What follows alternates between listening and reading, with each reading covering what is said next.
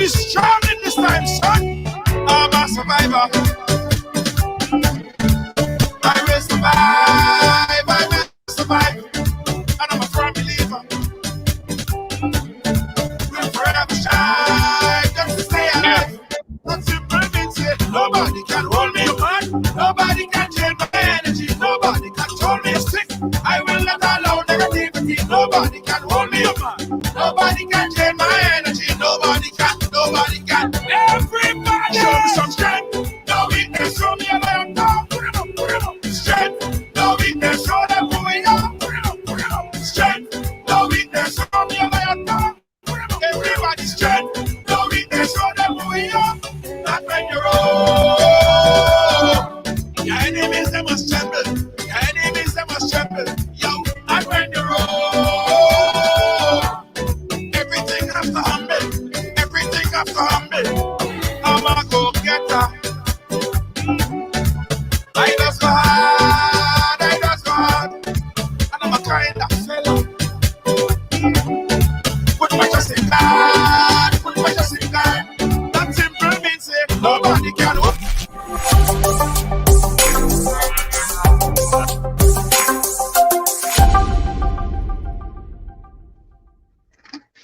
Nobody.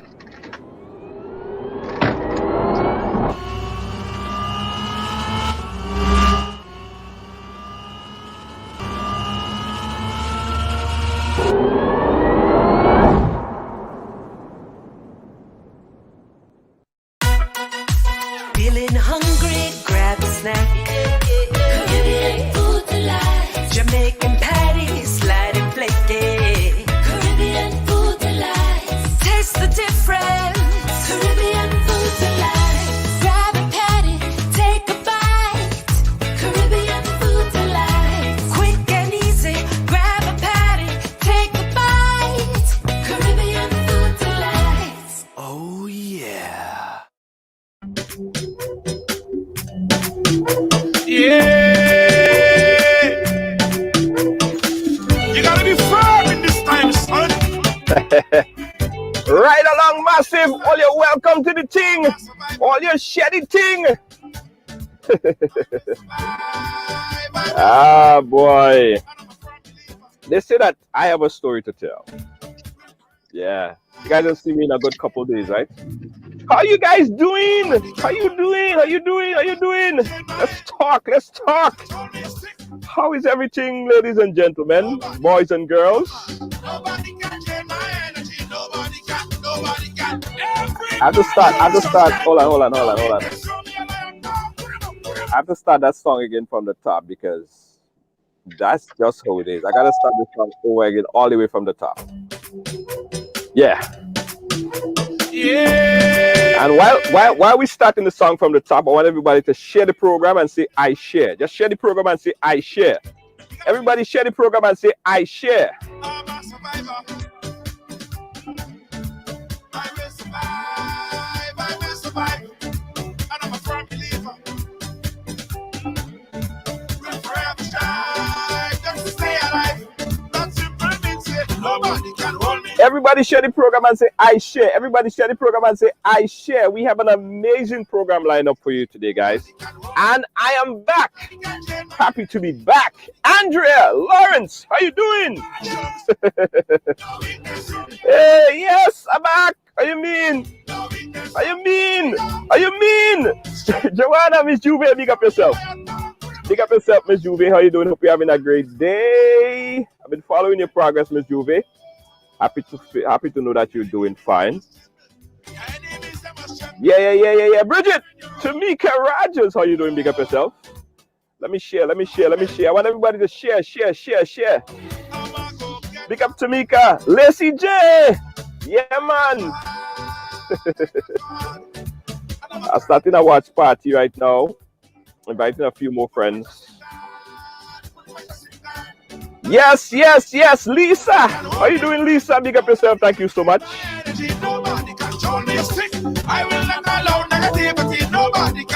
They say not even COVID could hold me. Guys, let me tell all you something. Listen. Last week, as you guys know, that I came down with a little something, right? Lacey, how you doing? Lacey, give me a little time now, man. Let me just marinate the thing with the people, now, man. So last week, you guys know that I had this battle with COVID, and I've been cooked up, locked up for about a whole 14 days, right? So you can understand why I'm so happy and delighted to be back on the ride today. Feeling better, feeling great. You know what I mean? Because all of us, we beat COVID together. I got to thank everyone for the love, all the everything, the emails, the messages, the WhatsApp, the calls. Thank you guys so much. I really appreciate you. Mavis, how you doing? Big up yourself. Thank you so much. I am ecstatic. I'm freaking ecstatic to be back in the building, man.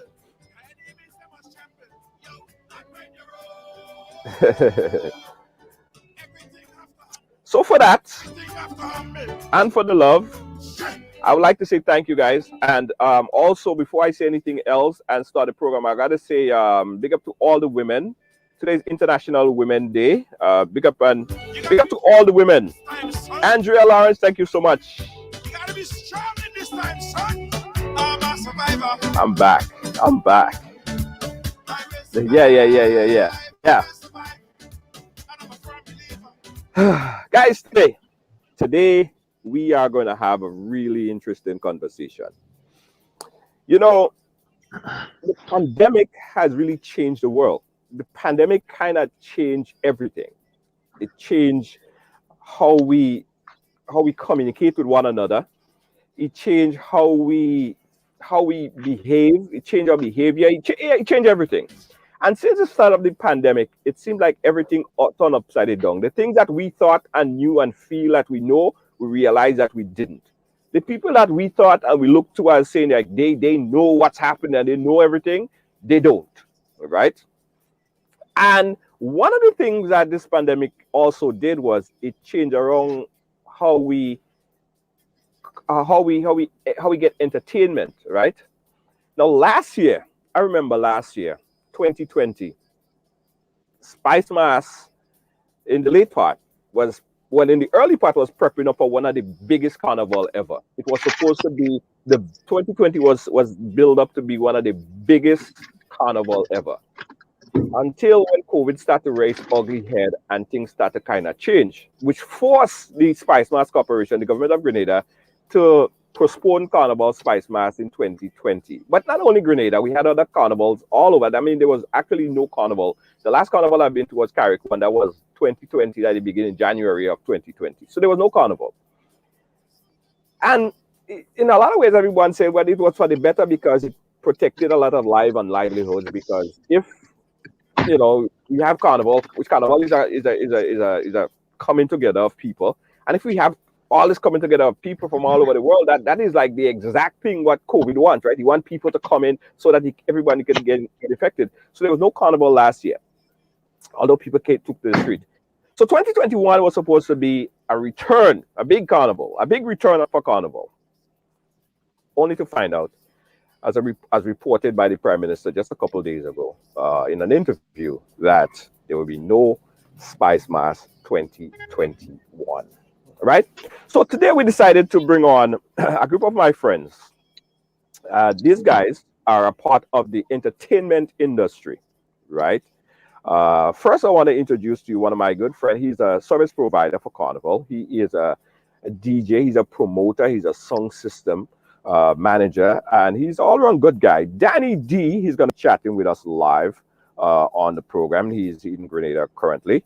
And right here we have Elimus Gilbert, the inspector. He's a little bit in the dark, but he's going to get better. Everything is going to fix up and everything is going to be well shortly.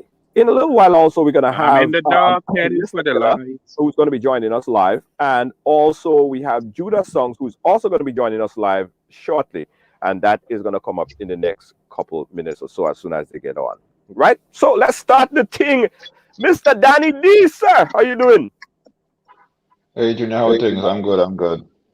Yeah. Well, Danny D, listen, I gotta thanks for having me. Absolutely. I gotta welcome you to the ride, Danny D. It's your first time on the ride, but I know people always been hearing a little bit about Danny D. So I'll give you an opportunity. Tell a little bit about Danny D, because I don't know if you are a full-time promoter, a full-time DJ, a full-time song system. You do so many things. You wear so many hats. Entertainment. It's generally entertainment, service provider, promoter. I'm not an artist like Specky, but we're part of the industry. Right. Okay. So there you go. That's Danny D there. And of course, Elimas Gilbert, the inspector. Specky, you find a sweet spot yet? I'm back inside. You're back inside. Okay. All right. Elimas Gilbert, the inspector. He is a no stranger to the program. No stranger to the thing. He's a well-known no stranger to the program. And he's been doing a lot. And Specky, I ain't even gonna give you the opportunity to say hi to the people, because you are Mr. Ride Along. You are probably the most featured person on the show since the inception. But Specky, just say hi. Hi. Hi. How you doing? Grenada, Carrick, Kupiti, Matnik, and the world. How you doing? Yes, happy to be alive. All those who viewing, happy to be alive. Is not everybody make it, and we're here for a conversation. Interested. Yes, absolutely.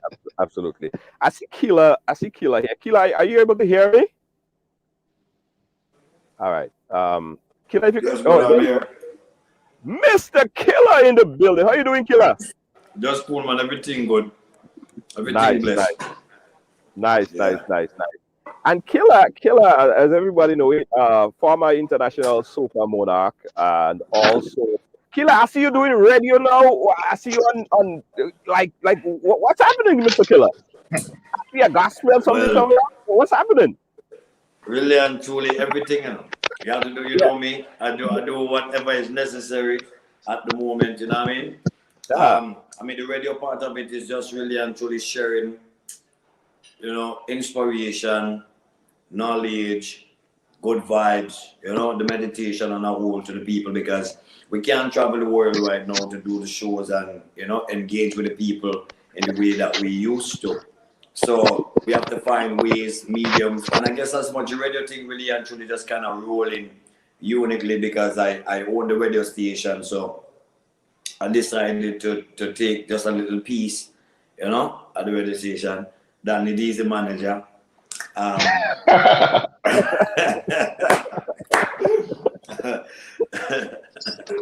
Okay.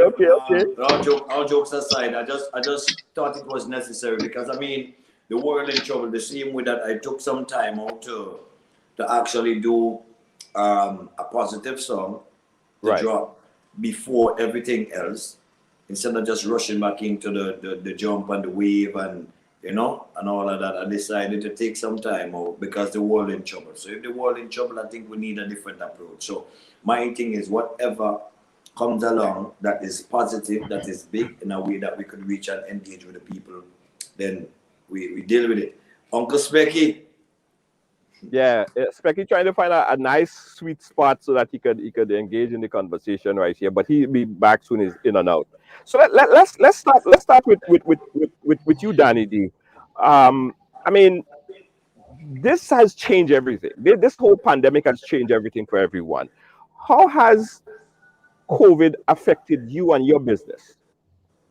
Well, pretty much, it's gone. There's no business, there's no entertainment, and entertainment is what we do. I mean, it's a hard hit, but it is what it is. I'm hoping that soon we'll be able to open up and get some stuff going. Maybe not as full as it used to be, but at least we could get something going so we could start working again. Right, but in your particular field, because of course you play in full disclosure, you are the official sound system for Amazing Colors in Grenada. So every time we have Carnival, you get all the money, right? That's the biggest deal right there. The biggest deal right there. So when you roll that sound system, I'm kidding. You don't get all the money. You get a huge part of the money. anyway, so we Right. understand. We understand the role that you play. So how are you able to survive? How are you surviving in an instant where there's no carnival and there's basically no activities? How are you surviving? I would say for now, I mean, you always put something there for a little rainy day Right. and good friends and family. Because literally, I mean, it's a hard one when you literally cannot work. I mean, you have loads of equipments just sitting there. Every time you go in your warehouse, you have to pay warehouse space, you have to pay your loans and so forth. But you have to find a way to survive. So that's like, I mean, like you said, being the good guy I am, Yeah.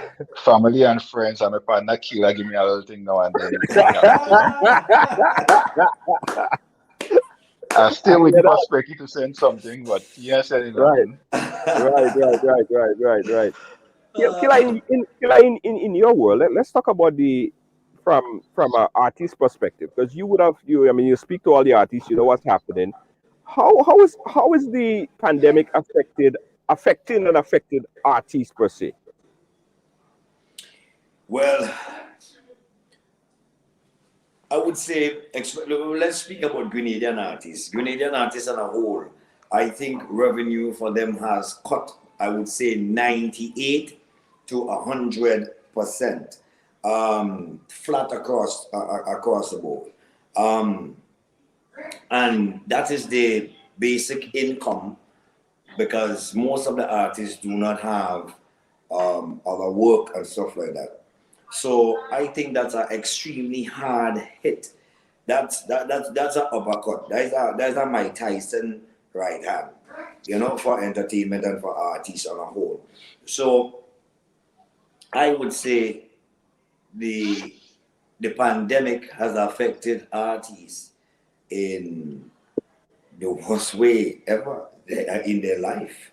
You understand, when it comes to the financial or the income or the stream of survival, And my thing really and truly, brother, it's not just the pandemic, because the pandemic is one thing.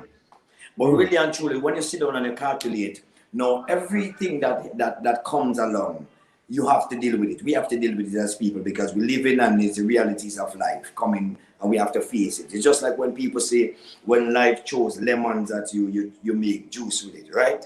Right. No, it's not just about the pandemic, but it's how we handle the pandemic, the situation that we in is a bigger problem to me. Because if we all, brother, in an open field, and it's only 50 of us, and there is 40 umbrellas, right? And the rain is falling. That 50 of us, if there is 40 umbrella, I am sure there is a way for us to shelter, even though there is less umbrellas than the amount of people. Because some people will then share their umbrella and stuff like that. And how the umbrellas come together, it will create enough shelter for the rain that is falling. Right. Now, I'm saying that our application, when it comes to entertainers here on the island, brother, was not nice at all. I don't think entertainers was even maybe remembered. And that's the way that entertainers feel. And speaking with the energies of the artist and myself as an artist, I'm very disappointed in the way that the ambassadors of the culture, because the artists is the ambassadors of the culture, they spread the word, they market the country, they actually do the sleepless nights and the sleepless days to make sure that they put something good out there, and that what they put out there is what markets the country, is what, the biggest revenue. You understand? In a short period during the year, which is Carnival, is because of the artists, it's because of the music, it's because of the song system, man, the people, the still band, man, the masqueraders, the people that create the culture. You understand? Angels, I call them. You understand? The X-Men of music. The Neos of music. They create this whole vibe. that brings so much money to the island. And I feel in that time we could have been treated better. So it's not just the pandemic, you know, it's how we handle ourselves in the pandemic. I think, you know, is my. I want to get back to that. So just stick a pin right there, but I want to go to Specky, right? Because Specky is an artist. The only difference. Uncle,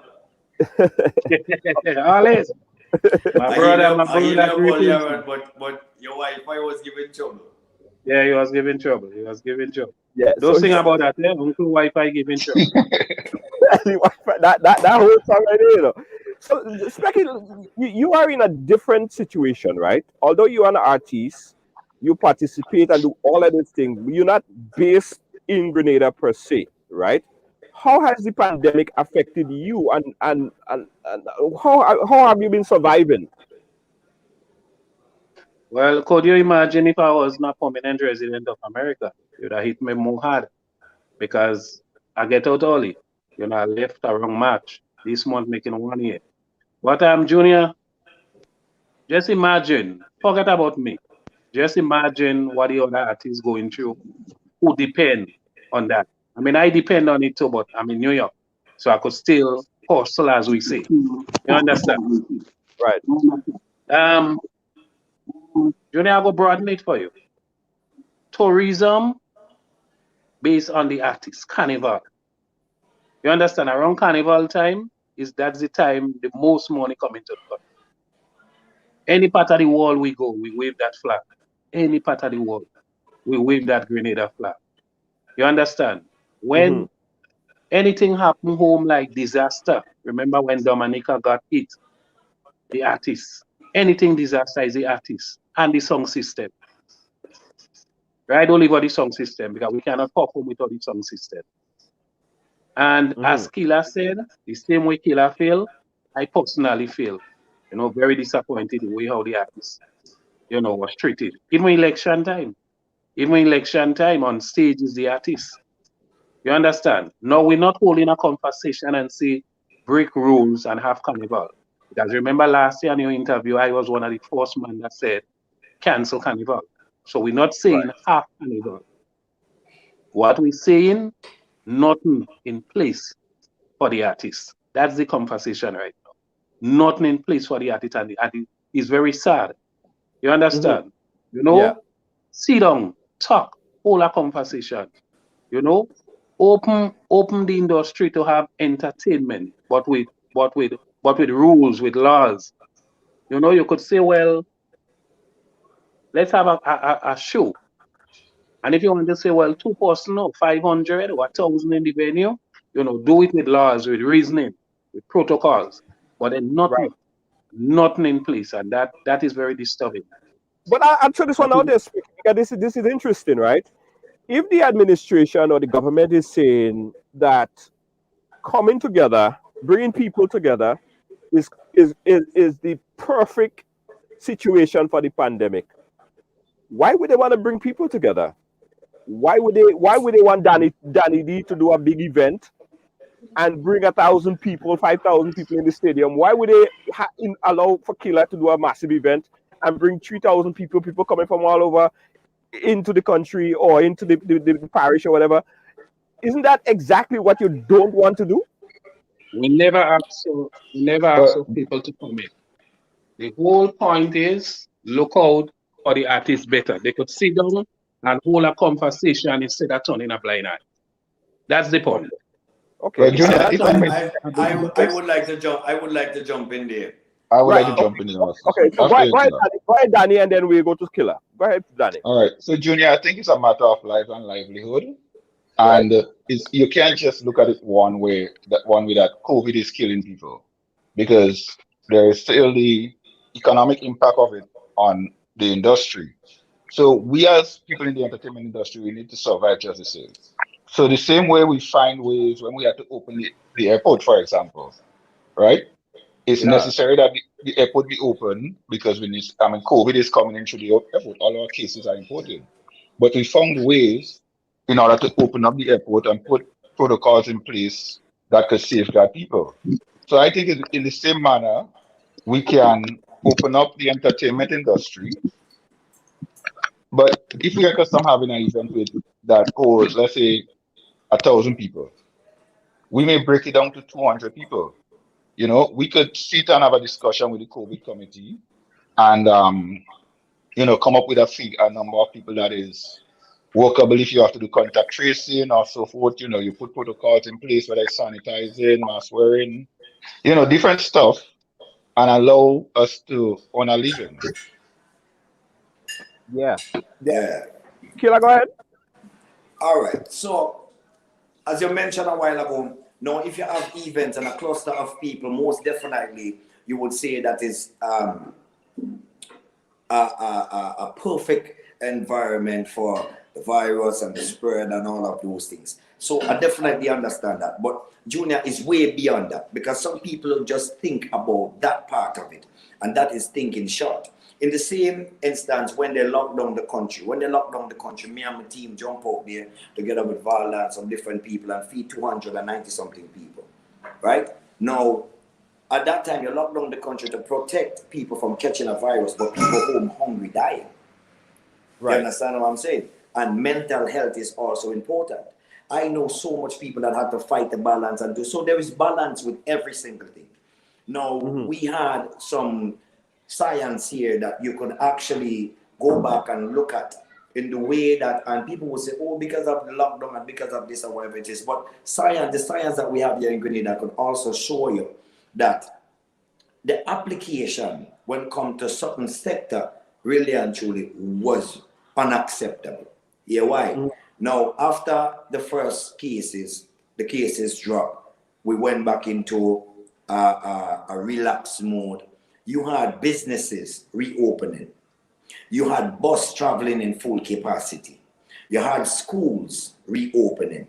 You had football games. You had different things, but no entertainment.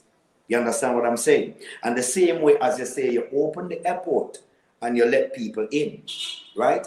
Because what? Because you have to survive. You have to live. But survival is not just at one level. Survival for a country in its entirety comes at different levels. And that application has to be met. Now, when you go back, stimulus packages was given out. You have hotels firing staff, but would receive stimulus package and different place and different place. It's way so much things you could go into. Now, remember the artists. I don't want to stand up and say, okay, it's just we alone. No, definitely not. It's all of us. You see it playing a part as a country, as a society. No, but the artists, you call them ambassadors. Why? Simply because they have been doing a very unique job. Right. Now, the sound system man did not just solve for their own purposes, but from government events to every single thing, they are needed. Without them, entertainment doesn't happen. You understand what I'm saying? And with the rise of the great events over the years has brought the economy a great rise. Not just that alone, great recognition as a country. You see, by the sportsmen and the cultural ambassadors, right? Which is the artists. So if there is something happening, you don't think it is only fit that those people are also remembered? I understand that the state of emergency and all of those things, but as I say, there are hotels that firing staff, lessening this, lessening that, but receiving packages, you see, and the perks. So at the end of the day, there is no excuse that there was not something that could have been done. Because with all the creativity in our mind as entertainers and as promoters and stuff like that, I sure there was enough things that we discussed that could have been creative enough whereby you could have entertainment opening up at a, you know what I mean, at a percentage. We're not asking for all, because during the pandemic, I traveled to Barbados and go different places where they have events happening. You understand? And economies is still functioning in a way. Yeah, but I understand that we have to be safe as a people. But when we isn't there a difference? I'm sorry to cut you there, but isn't there a difference because we have Barbados who have a lot of cases versus Grenada who who at the moment have like 3 imported cases last week and they had 0 cases for the past 3 or 4 weeks. So so isn't there a difference? Because look how Barbados manage it. They would say, okay, look how Barbados manage it versus how Grenada manage it. How much debt did Grenada had versus how much debt that Barbados, Jamaica, or Trinidad or St. Vincent had? Isn't that they're trying to manage life and livelihood as to not have the big events to protect livelihoods or to protect lives? Is there a balance? Are you seeing that balance? Are they doing that balance properly? Is it effective? I would say Well, no. I would say this. Ah, No, I would say I would say this, Judge. Now, when we talk about balance and entertainment and all of those things, nobody is saying to do exactly what Barbados did, because Exactly. Barbados application, when I went to Barbados, I didn't have to do no extra tests. I walk in there freely. You went out, everybody was free. It was open. We went to events and all of those things. Nobody was saying to do this, have the same model as Barbados. But even when I went to Barbados, hear what was striking to me.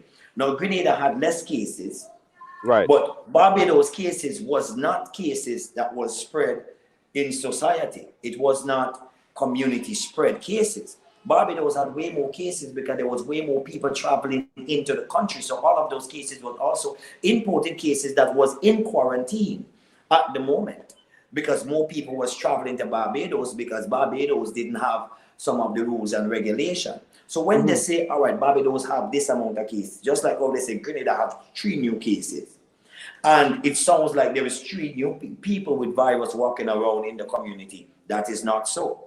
You understand what I'm saying? So you Yeah. talking about 3 new people that flew in, which was imported cases because the airport is open, and those imported cases are in quarantine. Yeah. You understand what I'm saying? So that is a big difference. So when you say there is this amount of cases or that amount of cases, we also have to understand in the way that this is explained to us, it is also it could confuse you, make you think that there is a whole big spread happening. And I would say Grenada, in our application, I think Grenada is a very blessed place. You understand what I'm saying? And throughout this whole thing, because in the same way when we speak about like lockdowns, there is so much things I could yet speak on. And you would say, oh, but you know what? No, it's not the time for that in the way that we manage. I would still say, yes, we did a good job. You see? But we did a very bad job in balancing on the inside Right. and the livelihood of people. Because we have people that is artists that have family that is sick, close to death, and the assistance is 0. You understand what I'm saying? So we're not talking about just that. Listen this. As an artist, and I'm going to speak about this freely. As an artist, I decided to really help my community how I can. In the middle of this, I was doing a farm. I reach out, you understand, for little assistance, help.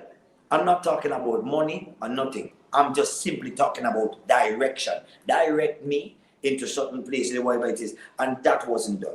And that is something I keep, because I don't want to just come here and set a bond on government and this, that, and re. So you know what? I just even low it. So there is so much yet for me to say, brother. And I don't even want to say it, because sometimes it's not about money. It's about a relationship. It's about simple assistance. Sometimes it's about direction.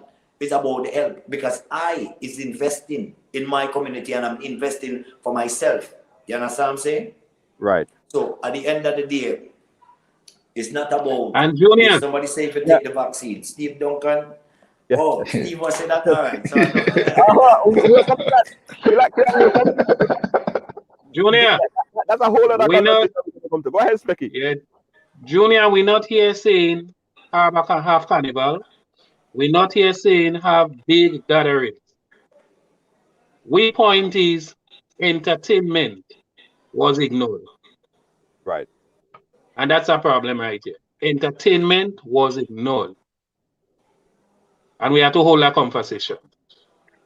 So don't get us wrong. We're not saying have Carnival and have the But big even gathering. so, even so, Junior, right? I Uh, see. I mean, if you go around the island on a weekends, I mean, the bus tolls are a thing now.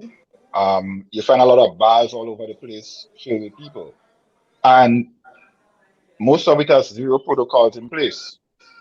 You go around the island and literally zero protocols in place. So I'm saying, because people want to go out, people want to party, people want to set, right? Why not have them do it in a structured manner where you can control it? Because in the event that we have a spread here, a community spread, with what you see going on every weekend, I'm not sure how they will go about doing any tracing. yeah. So So I so think that, if we were to do some sorry. proper, you Go ahead. allow events to be properly structured, Right. then that will eliminate all the pop-up, sets all over the place. Okay. So you guys are there. You're in the meat of things. You see how things happening, right, Danny? Give us your recommendation. Like, what would you like to see? How would you formulate it? Or what kind of proposal would you give to government? Um, and how they could safely, or not, well, the health Ministry of Health. I'm sure probably Nicholas Steele is watching, or someone from health is watching. What's your proposal? How could they safely open up the industry, but still make it safe and allow for gathering of 500 and 600 and 700 people? What's your proposal? Okay, so I would say I wouldn't sit by myself and put a number in place. I would say the COVID committee could meet with the stakeholders, whether it be the Promoters Association, artists, or so forth, and come up with a workable number. Whereas the COVID committee, in the event that they have to do contact tracing and so forth, they're comfortable with that number, whether it be 200, 300. But at the same time, the promoters and so forth could agree that, okay, this number could also be profitable to us. So we strike a balance because we know it's not business as usual. And at the events, you have protocols in place, sanitizing stations around the venue. You must show proper identification to get in. So in the event of contact tracing, people don't give wrong name and so forth. You know, it's something that could be discussed. Right, right. So it's a work in progress. Guys, if you just join us, we're talking about entertainment and opening up the entertainment business and the importance of the entertainment business, especially in a time like this, because there have been a lot of conversation about lives and livelihood, right? And if you guys could remember, just about a few months ago, we had a surge in suicide. We've seen it, and it's happening. Could it be possible that people not being able to express themselves how they normally would actually cause a spike in suicide and stuff? We don't know, and there probably later on there would be assessment that would say probably there is a correlation between them two. So we having this conversation, but we want you guys to be a part of this conversation as well. So we open up the phone lines if you want to call in. We're speaking here right now with Mr. Killa, Elimas Gilbert, the inspector, and Danny D. And I think I have a call on the line. Let's see if I can take this call. Caller, Eli, where are you calling us from? I'm calling from Grenada. Go right ahead, caller. Yes, we're not trying to say don't have carnival. But remember, you could have carnival for only the locals. A lot of people depending on carnival to survive. After August, we have September. This is how we're sending our children to school. Some of us unemployed. The government has to realize that there's other things in place. We could have carnival, but have it in a more, not parishes instead of the widespread. Have it in parishes. That's Right. my contribution. Oh, thank you so much, caller. All right, so this is a very important one that we could jump on now. Killa, I know you might have a very strong view on that. Have carnival, right? Have carnival, but have carnival without bringing in anyone from abroad. Have a local carnival. What you guys thought about that? I don't know if that might work now because remember St. Vincent right there next door. They when they hear a jab beat, they go want to sneak in. They will sneak in. So I don't know if that will work. And as she say have carnival in the parishes. I mean, how you go do it? Carnival is 2 days. Remember we have how much parishes in Grenada again, Danny? about No, well, 6, 7. Specky, I don't think the caller is actually saying like have one day in each parish. I think they're saying, like okay, let's say Carnival Tuesday, you have Juve in Guelph, you have Juve in Sotels and St. David's. So meaning, Monday you have a parish, it Monday you have something in Guelph, Victoria, Sotels across the island, so that people don't leave. There is no need for you to leave your parish to go to another parish to enjoy Carnival. So like everybody, you have 20,000 or 30,000 people on the Carnage Juve morning. I think that's what the caller is basically trying to say. Right. Yeah. Is it only me and probably Specky that see a problem with that? I just throw it out there. Killer, have Carnival, but have it kind of in a way where we don't have outside influence coming in. What's your thoughts on that format? I think you would have to sit down because the pandemic it's a tricky thing when you have to design a carnival in this pandemic sitting in a health position. I agree. Now, besides just the health position, there is the science that you could also look at. Now,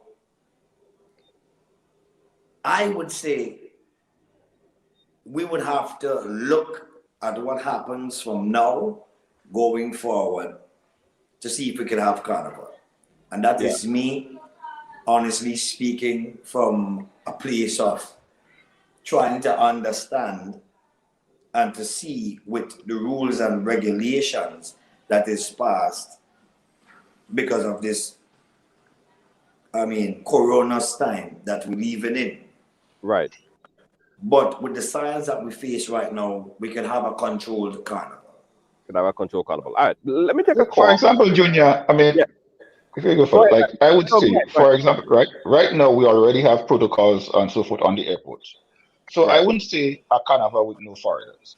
However, if you know you want to come to Grenada for carnival, you know you have to come to Grenada, let's say 3 weeks in advance. So you spend your 2 weeks in quarantine, you eliminate home quarantine because you don't want somebody at home and they just come out. So maybe you have facilities. Once you want to come in, let's say within the 2nd week in July and after Carnival, you must go to these places, these designated places, and you stick to proper protocols.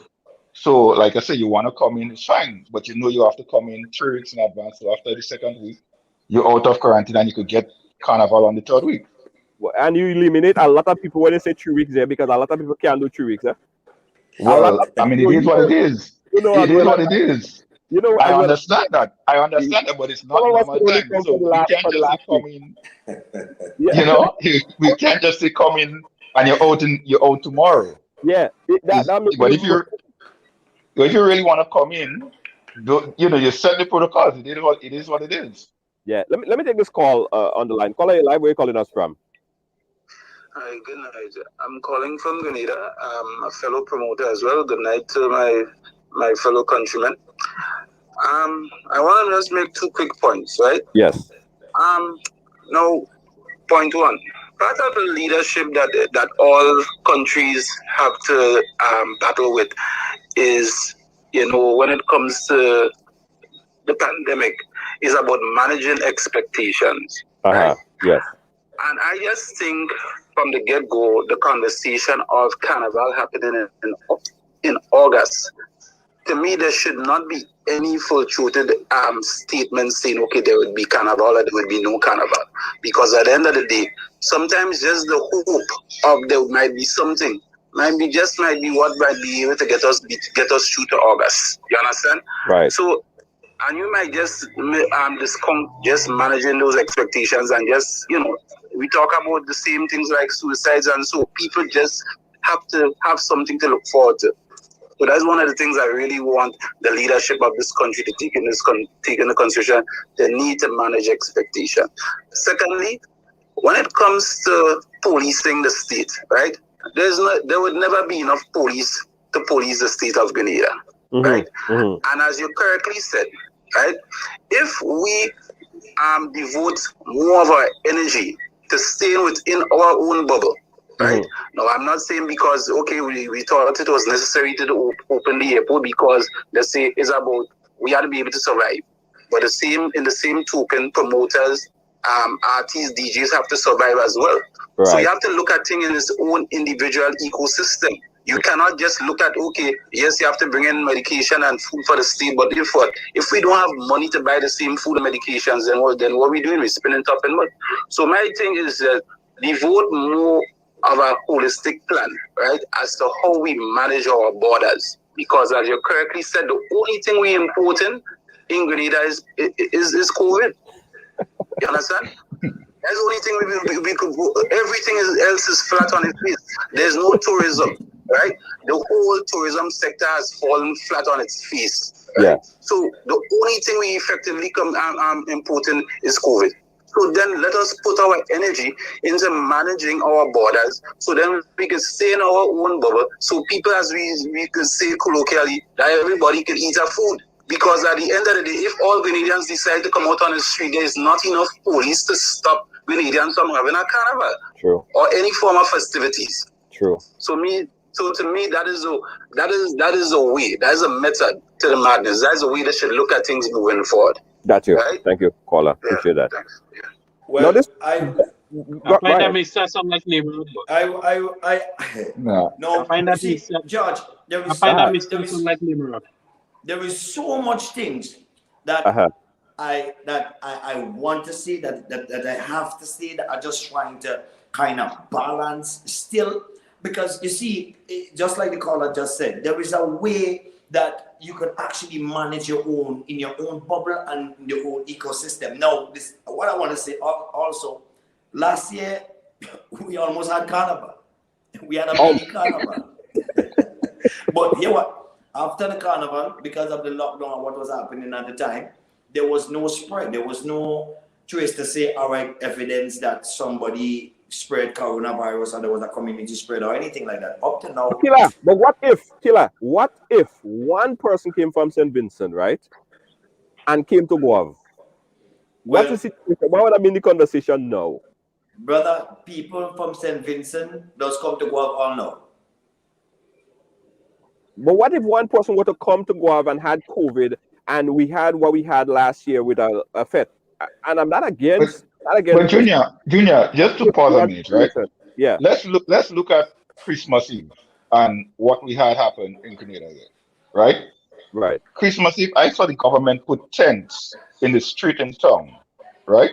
In the street in St. George's to accommodate vendors, which is good, right? But there were no protocols in place. I pass and pick up a jeans and look at it. 20 people after me pass, they pick up the same jeans, they look at it. The 21st person come, they pick it up, they buy it, they go home with it, right? The streets were crowded, 5, 6, 7,000 people in the town of St. George, Grenville, Guav. All the streets were packed. What if I've been seeking at that time? But we saw it fit for that to happen because the economy has to go on, right? But I think it comes off like they don't really care about entertainment. Yeah. Or how they survive. Junior, you want it? And you see the question that they're asking is also what if? Right. If we go to balance our survival on what ifs, then we will never go anywhere. Exactly. You understand what I'm saying? Point taken. That's a good point. You understand? Because we cannot go forward thinking what if, because the amount of what ifs we just think every single day. I go in my truck, it's a danger. Yeah, exactly. What if my front wheel fly out? Yeah. What if somebody bonks me today? You understand what I'm saying? Yeah. Junior, you're going outside in the streets of New York, it's dangerous right now in your car. What if? Then you would never have this show right now.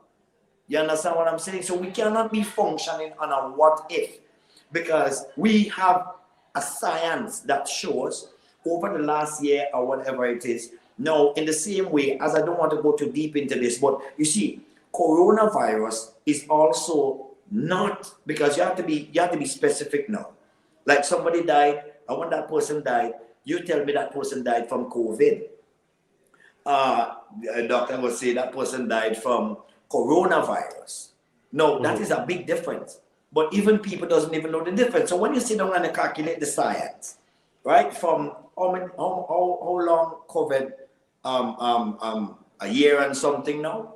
Yeah.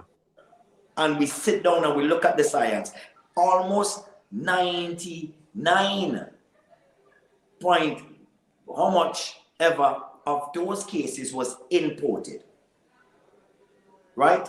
So that means at our borders, there is a way to then control that risk. Right. Because the risk and the danger is not here for whatever that science shows. So we're not speaking about what just the man that sit down in WHO or whoever it is sit down and say, all right, this is what happening in America, this is the protocols you should have, and this is what happening in the bigger countries, and this is what happening here, and this is what is happening here. We're not functioning on the science of what is really happening in Grenada. Right. So when you look at what has been happening in Grenada, there is a way and an application where you can then control your risk and cut your risk down, because almost, as I say, you know the percentage of imported cases. Right, that's true. That's true. Let's take this call. We got a call on the line. Caller, you live? Where are you calling us from? Hi, Junior, from Brooklyn. Brooklyn, New York. Go right ahead. Elimus, good night. Killa, good night. Danny D, good night. I have a point to make about the whole virus and Carnival in general. To me, my whole point about Carnival is in Grenada for 2021, I see should be cancelled. The reason for it, a lot of us, Junior, you know for a fact, Spec, you know for a fact, we see what's going on in New York City, right? You think, for example, right, if one person, let me just say one person going at Juve morning, and that virus kick out in Grenada, what will be the outcome? Number one, we know about every day. We don't have a good hospitality in Grenada. Grenada hospitality is 0%. So we're talking about Carnival in Grenada. We're not thinking about the future of our kids, our grandparents. All we're thinking about is the Carnival. I see, I don't say no Carnival, but we should have a village Carnival. With all village, St. David's had their own village thing. This thing about everybody coming to St. George's or Granville or Tuttle, I see that as a no. Yeah. All right. Thank you, caller. We appreciate you. Well, Julian, just let me come in here. Go ahead, Specky. Yes, I don't know if the caller joined in late, but in the beginning, we were saying that we never... We can hear you. Go ahead.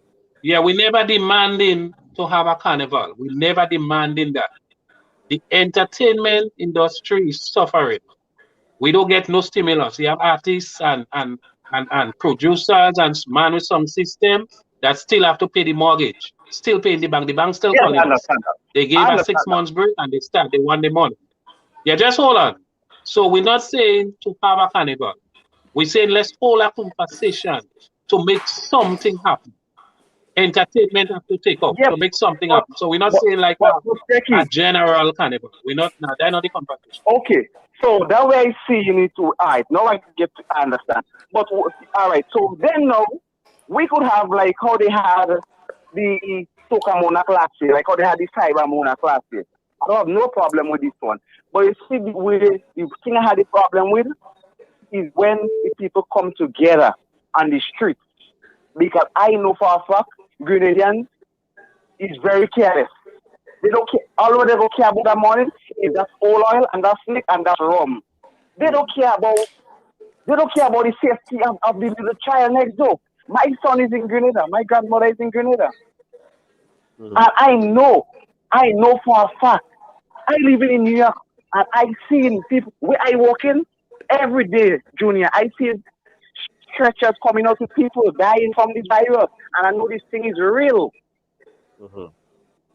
Yeah. Because right now we are working right now in today. I see they come out with 6 bodies today. And all of them die from corona. None of them is from cancer. All of them is corona. So I will say the safety of our people first before we even have a conversation on Carnival. I find we Grenadians need to go back to church and repent right now. Have a good night. All right. Thank you so much. All right. Hey, the brother, that's his point. That's his I point. see somebody. Six I of see them. somebody right. Six. Why we don't have a meeting? Oh, why? I'm sorry, Killa. Sorry. Yeah. Six Nothing. of them come out. 6 of them come out today.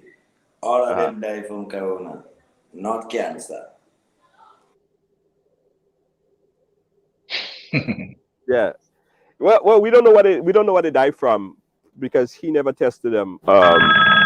He don't know specifically what they died from. Anyway, but I get his point. Caller, you live? Where you calling us from?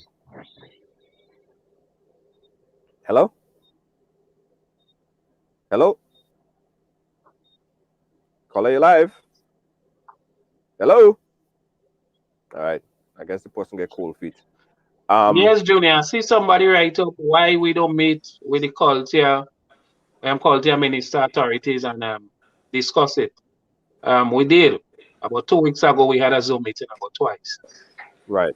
Yeah. So we're not just talking here. So we did hold a conversation. All right. I'm back in. I lose connection a while ago. Yeah. So, bro, as the caller was saying a while ago about the virus and again, what if? Because that is the biggest point I realize that we function and this is what we focus on. What if? As I said, the New York, the London, the other places, the science has never been the same throughout this whole time. And the thing is, we're still functioning on the what if. Now, I will tell you this for a fact. Our communities and the minds of our youth is deteriorating right now. So in the meanwhile, while we lock down for the whole corona and stuff like that, tell me where education is. Now, after this whole corona, say corona disappear like this right now, poof, and we go back to normal. What you would have a problem with is the people that is responsible for our future, which is our youths. I see it every single day, and we have big problem happening mentally. Do you know how much people, brother, that reach out to me because of the way maybe I might be speaking out there and giving people encouragement of holding strong and stuff like that? Because at the end of the day, it's okay if you don't have a carnival. For me, you understand? I'm talking about financially. Maybe not for the vibes or what I would want because I'm an entertainer and I love my culture. But I'm okay, I'm all right. That is why I'm still in the position to still help my community. Now I own a radio station, I have a full production studio that is linked to, I have my own publishing company in the United States now, right? So my music is still getting sync. If you look at Housewives of Atlanta, you look at Bravo, you look at other shows, you would see my music out there. And I have set up my business in a way whereby that my music makes my money. I have a distribution platform under the biggest distributors in the world. So now I can distribute my music, I can distribute for other artists, I can publish for anybody worldwide. So whether you give me a carnival now or not, I'm going to survive among many other things and businesses that I do. So for me, yes, I'm okay. But there is something going on here that people yet cannot, some of them cannot grasp or they don't understand because they're not a part of it. Sometimes you have to be in the box to understand the heat, or the old people say you have to be in the kitchen to understand the heat of the kitchen. Now, there is entertainers that have nothing to go by, nothing at all. And you telling me that you could look at this whole pandemic now with what is happening here in Grenada throughout this and tell me that there cannot be a better application? No, it's not just about begging for carnival. But at the end of the day, this is not just about the entertainers too. But this is about the minds of the people. Now, we want to be safe. You think I want my family to die or anybody else to die? No. So we also sit down and we calculate that. But as I say to you, you have buses running in full capacity. I can bring you places with people that are in crowded places. You understand what I'm saying? All the time. Not just now, from the beginning of the pandemic. You check, right. You have workplaces functioning. You see, the other day we had independence, and the police officers had to gather in the stadium and do their march and do everything. You understand what I'm saying? So it's the same way. The airport had to open in the middle of the pandemic. It had to open because we have to survive as a people. We're talking about the wellness, because a country is not about the road and the trees in the jungle. A country is its people. Now I sit down every single day and I have 21 young people employed with me between this radio station and the farm and stuff, brother. And I have to be drilling their minds. You understand what I'm saying? Because the young men start thinking about the guns and robbery and those kind of things. You see? Wow. No, the violence and stuff like that the other day, you see, it's not happening again.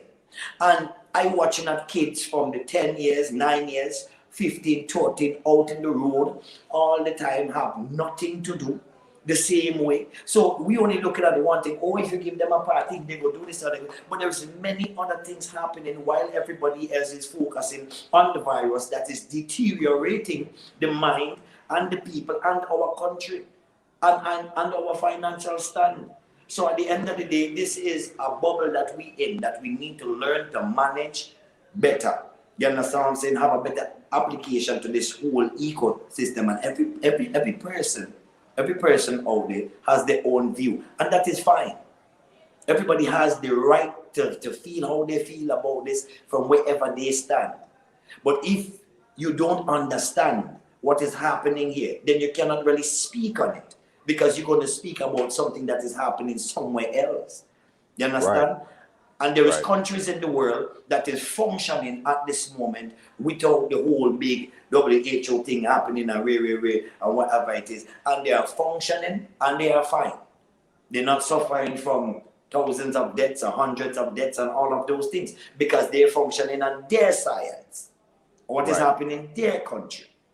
And I don't force nobody to do that, but what I'm saying is that the application of one man's mind determines his downfall or his uprising the same way it goes for a country. Let's get the conversation about now moving forward, right? We understand that folks like Danny D and Killa and other artists that's out there, a lot of artists had to go back, find some other ways. I see a lot of people have been cooking and providing all kind of juice and selling, being creative, making money in other ways. Everybody is not in a good position right now. Everybody wants to see the end of COVID. I mean, listen, I just got over COVID, right? I had COVID for 2 weeks. I just got over it. And I don't want my worst enemy to have COVID. It's not a pretty thing. So let's looking forward, going forward now. How could we get back to some sense of normalcy? What's your guys thinking of normalcy? How would we get control of this pandemic right now? Danny D, what says you? I'll let Killa go with that one. That spoke my head now.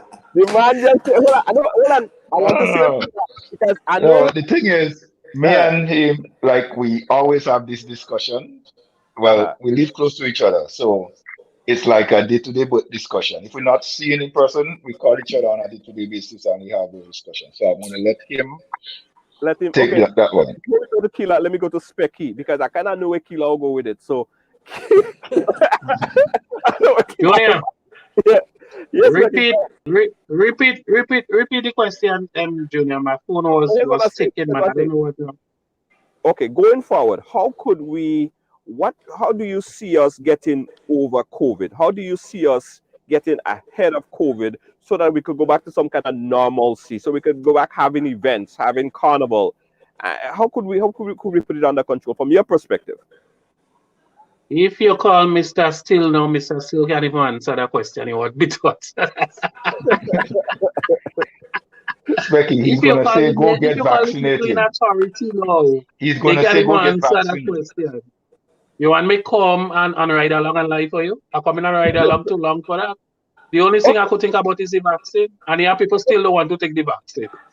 So what's your take? What's your view on the vaccine and vaccination? Well, to be honest with you, back to normalcy. I depending on the vaccine like everybody else. Because what else I go say? Think about it for yourself. What else I go tell you? What else I go say for we to come back to norm, to regular? is the vaccine all over the world. That's why everybody depending on. Some say it good, some say it don't. I'm just watching and see like everybody else. There is nothing else I could tell you, and I don't want to come here and lie for you. The vaccine, hoping that it works. Nothing else. I from Sotters and I very good on bush tea. SEK and all them things. Kill, I don't even have that in the land. You understand?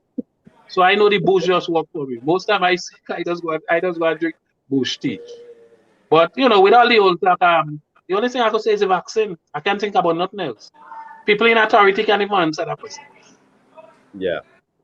And as you say bush tea, and I know I have to go to Killa because I want to hear Killa's point of view.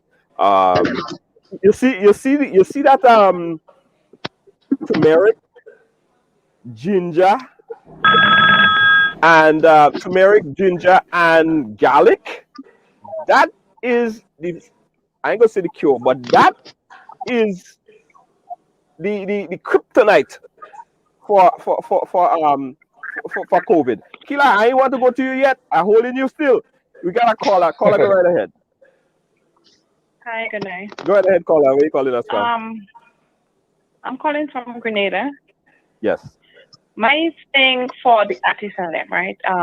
Grenada is doing a very good job in terms of controlling the pandemic and so on, you know. But I think they should have a little something for the artists in terms of having small events and limiting people, the capacity of people getting into that place. You know, having good proper sanitization and so on. And I mean, give the people a little something because people are home and they are very frustrated. Like myself, sometimes you just want to sit down and just, you know, free up. We don't have any COVID down here. I mean, sometimes we need to, you know, have a little something. But try and limit the amount of people that is getting in and out of that place. Look at school. Children are going to school sometimes twice a day, 3 times a day.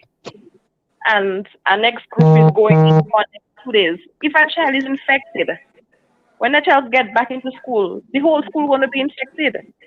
So, I mean, there are risks and there are chances. At least give us something. Okay? Right.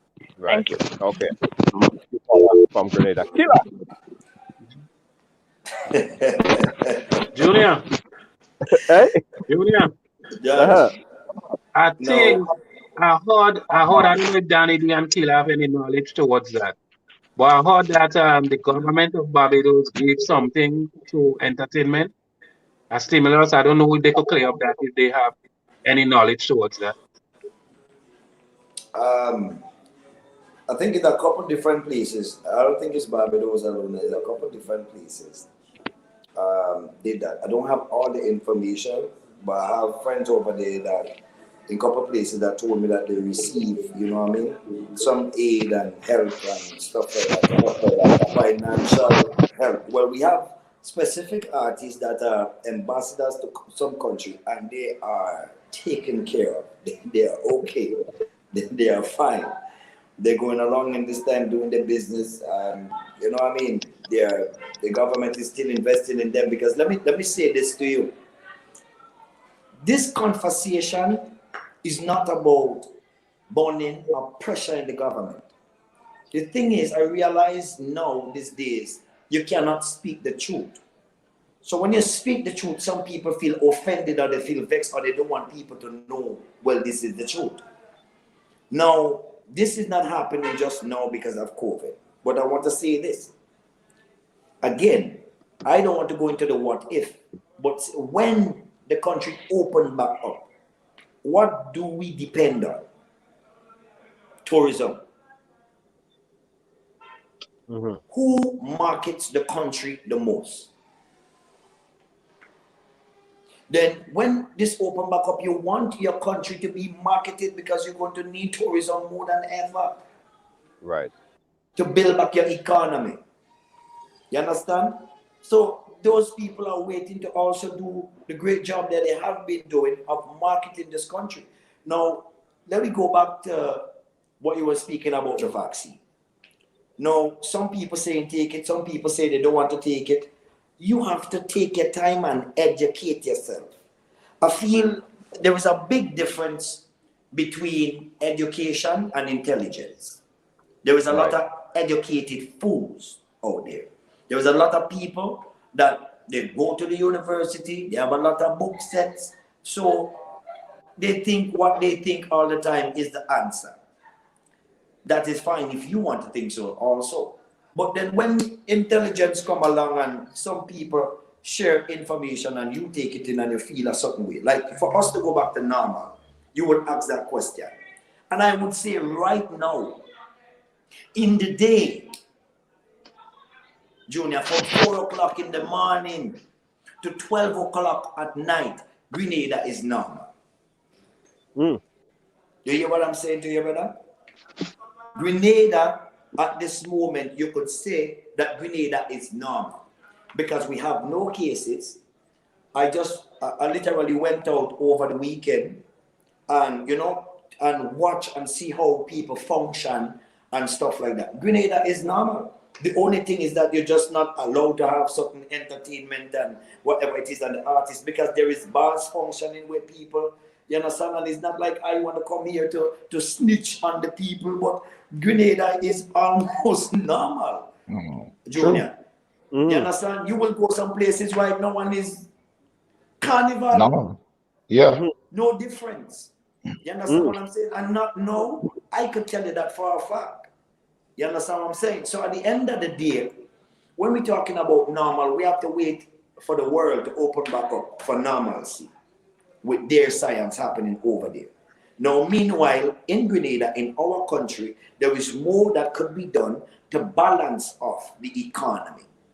And the artists are asking for some sort of, you understand, balance when it comes to that. Because Grenada is functioning. You would say that you have a curfew 12 o'clock at night or 10 o'clock at night.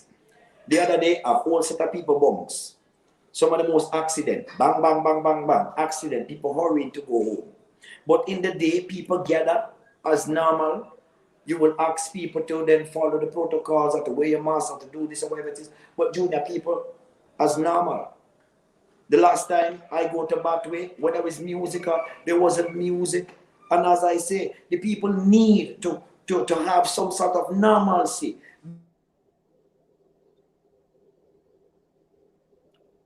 Guys, yeah, we're having this conversation here. Killa, I have some internet problem. We're going to resolve. So you back? Okay, yeah, you're back. So go ahead. So the thing is, the people need it so much that you have people coming out now, and where they could be regulated, people now feel like they have to break the rules just to literally feel normal and to get away from the mental frustration. And when I went up there to Battery, there was no music. You cannot have music. But at the moment, you would see the crowd of people just come out because they feel like they need to have some sort of outing. So if there is an application where it is more control, at that moment, the police is standing there and people don't even mind the police standing there. No. You understand?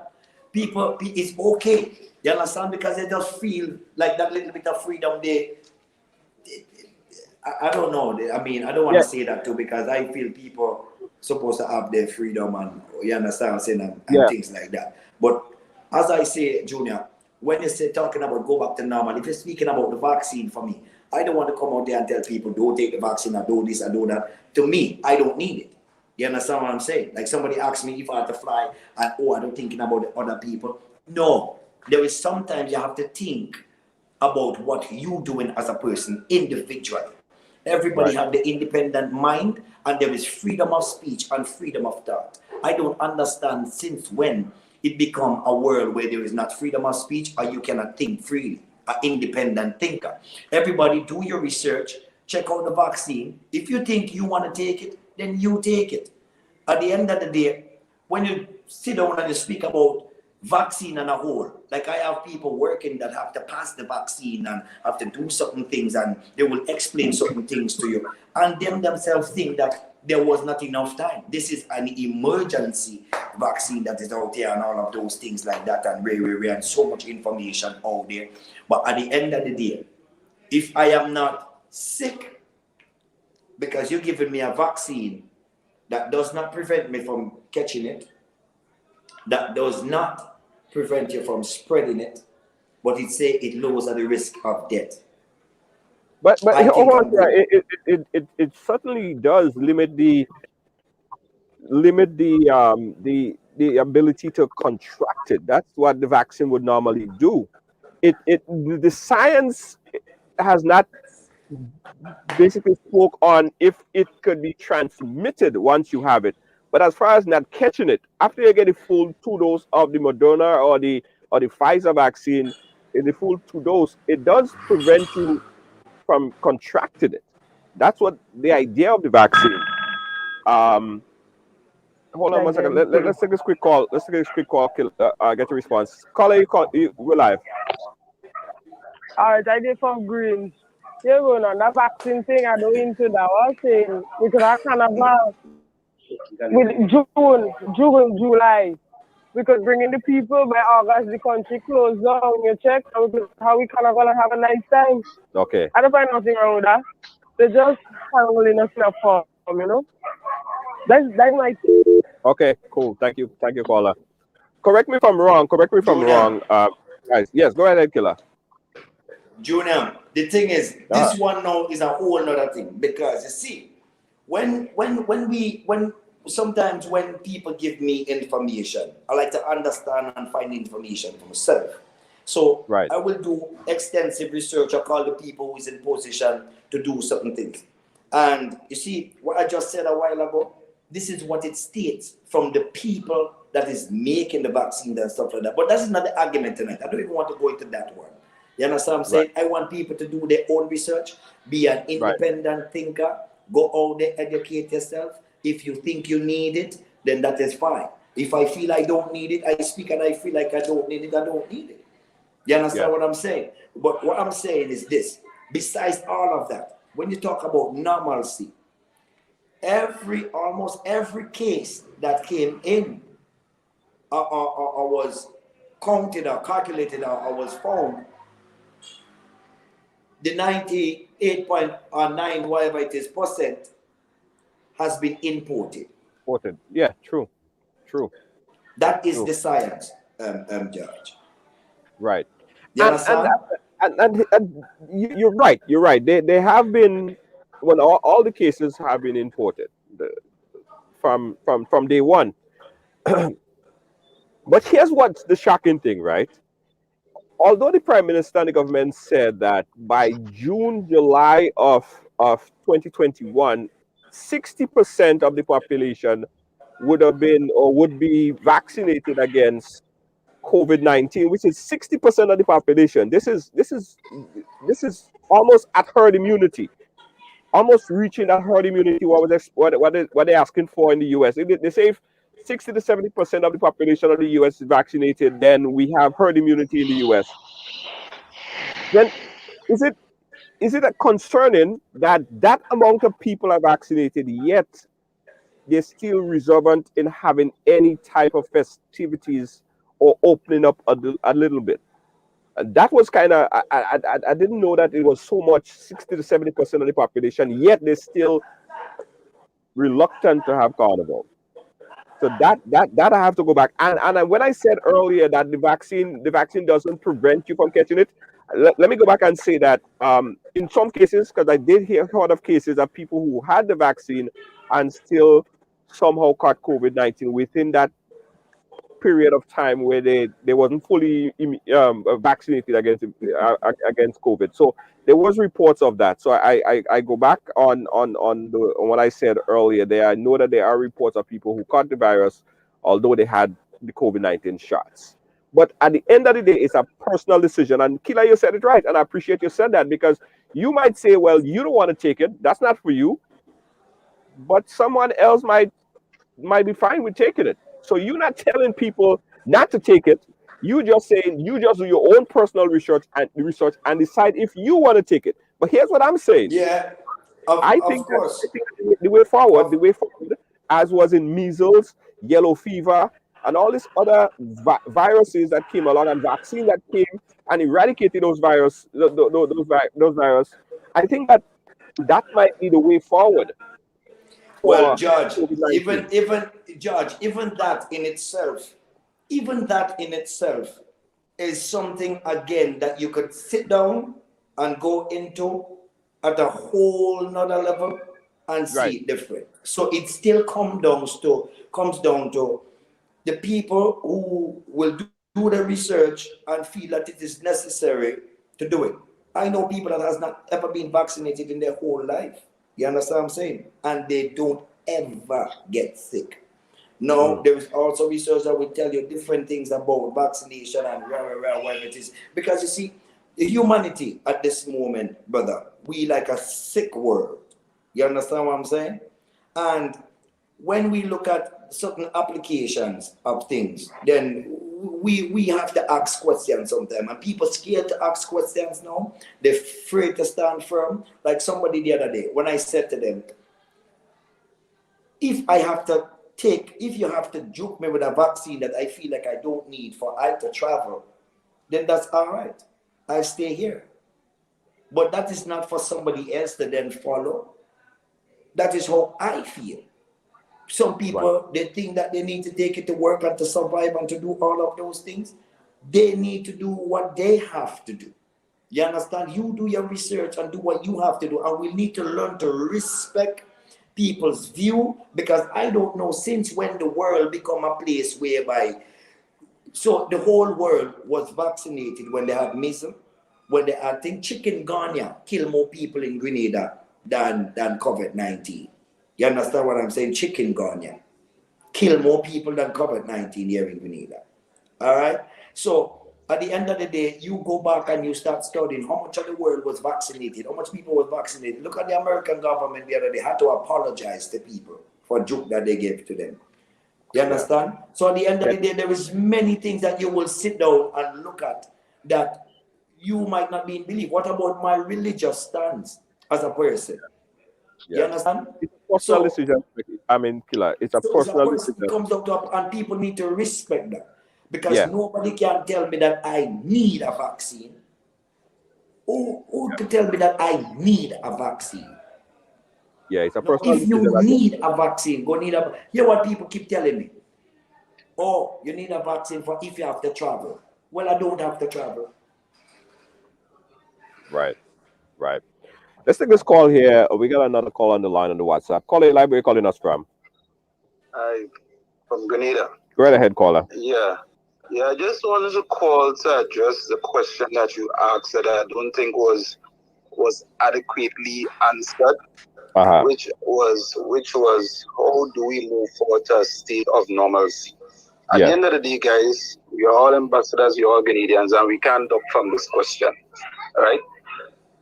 Here's how I think we would move back to a state of normalcy. If you do your research, I'm sure the government of the day would have reached out to the different sectors, right? Whether it was the hotel sector or the business sector, and so in formulating their policy to reopening, right? And Inspector touched on it earlier on, right? And this is basically the meat of the matter, right? Entertainment and the supporting characters of entertainment, I think, is not respected, because I see a promoter and artist as, I don't want to use this might be a bit of a loaded term, as a kind of gangster mentality. So who are they to bring them to the table to have a serious discussion? And just like how you bring all these other sectors to the table when you wanted to deal with air travel, when you want to deal with the health sector, you have to open proper lines of communication, bring these people to the table and have serious conversation as to how we go forward. Yeah. Right? When it comes to the entertainment sector, right? Until you do that, if you continue to disrespect the entertainment sector, we will always be in this limbo, right? And just think what you're saying, the point they were making on the vaccine, I always want to make it absolute. There is no science that says that this vaccine is going to prevent the spread or contracting the virus. All it does, I guess it stifles the all the symptoms that basically symptoms, right? So it does not stop the spread, right? And as you say, it's a personal choice, you know, where this is concerned. So maybe even around the vaccine, there could be a conversation had as to how we move forward, right?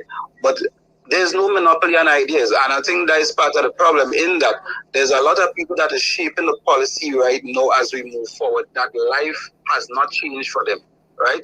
It might be sad to say life has not changed. What happening for them is that just, you know, like I would have some people, their daily ritual is to go to work, go back home, they go to church, and they have their little small social gatherings.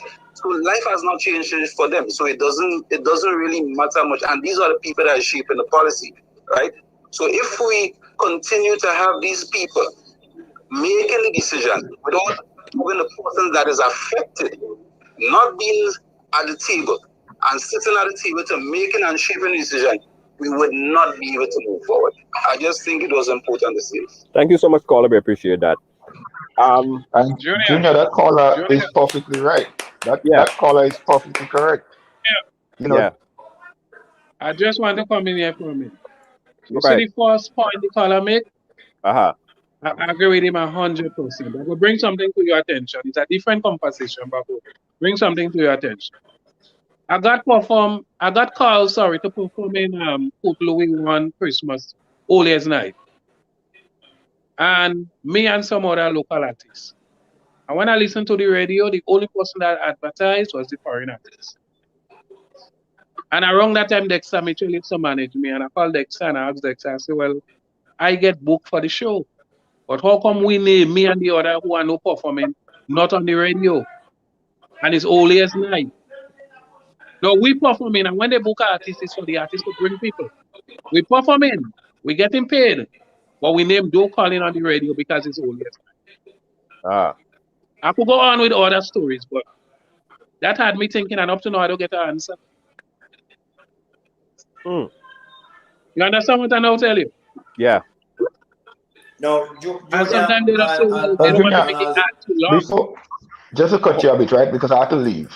Right, okay. But like the caller rightfully said, there are people making these decisions and they're not affected by it. There's no one affected by what's happening in the entertainment industry. There's no lobbying with anybody in the industry, whether it be the promoter association, the artists, or so forth. So they make the laws, they pass whatever it is, and they're comfortable because they're not affected. Right. And that's just the reality of it. 100%. Yeah. Junior, yeah. and listeners, so Junior, everybody, I want to have to leave. So once again, everybody, nice being here. Thanks again for having me, Junior. Thank you so much, Danny D. We appreciate you. Go ahead, Killa. I want to say this. Now, for years, entertainers has been disrespected. As the caller said a while ago, when you look at artists and stuff like that, I don't know if it's because of the persona or whatever it is. When he used the word gangster, but I will go deeper than that. Sometimes I feel like the artists get treated like they are nobodies. You see, that they don't have rights or space, you know, in this society or a say. Now, I worked hard to really stand up and maybe to own a position and stuff like that, Junior. And I remember, and as I say, this is about speaking the truth because this is time we need to have these conversations. I was left on the airport stranded, not once, but twice. You see, by when I go to represent my country in other countries and stuff like that. I come back, I didn't even say nothing about it because I still achieved great things. So I come back and, you know what I mean, just the happiness, just the joy to be home. I just bypass that and I just go on. And the million other things that we could think about.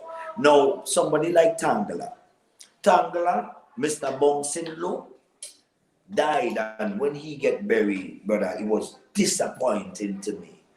One of the things that make me realize that we don't appreciate our own, our entertainers, the ambassadors, the people who market our culture and our country, the people who entertain, the people that needs the entertainment. You understand? We keep the vibe alive.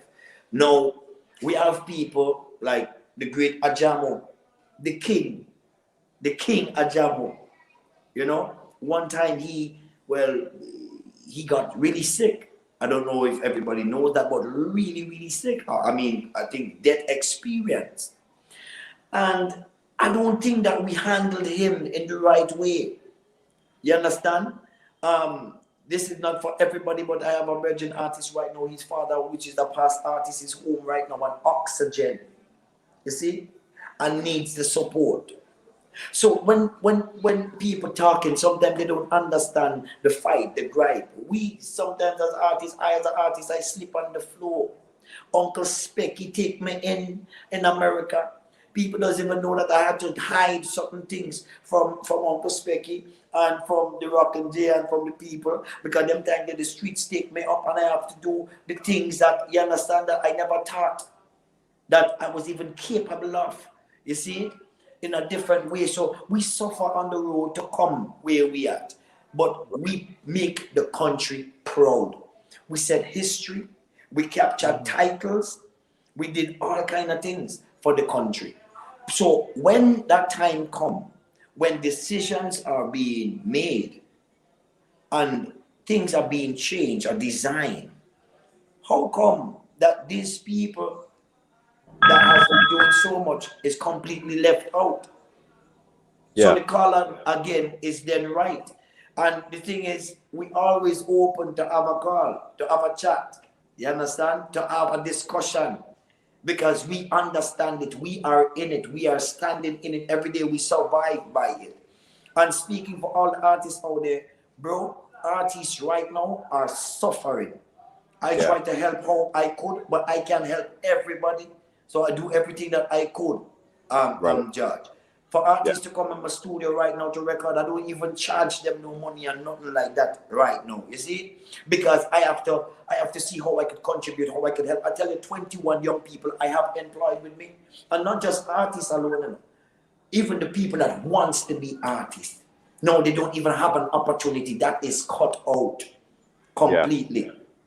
No incentives, no nothing. So at the end of the day, we have to look at the bigger picture than just lock it. And I realize that the bigger picture does not be looked at a lot. And one of the things that proved that to me early in the game, when I went out there to feed people, I went to an old woman house. She was 95 years. You see? And she get locked.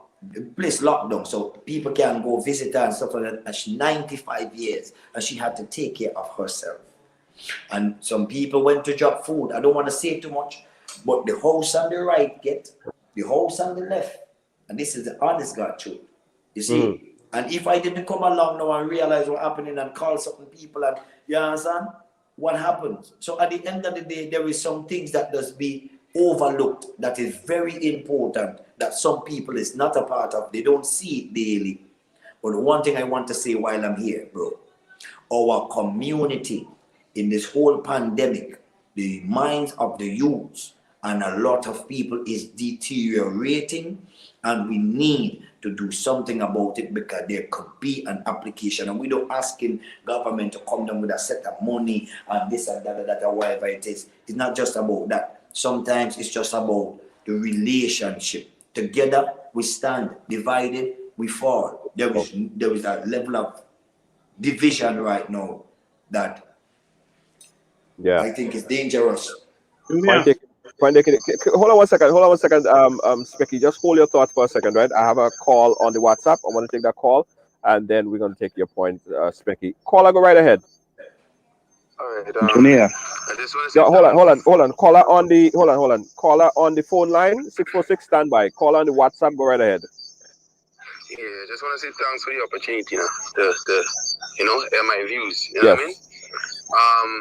Mr.Killa always say application. You know what I mean? Yes. And the way we go about, applying ourselves. So I just want to go back a little bit when the pandemic just started. Yeah. Something was about to happen in that time that was very serious.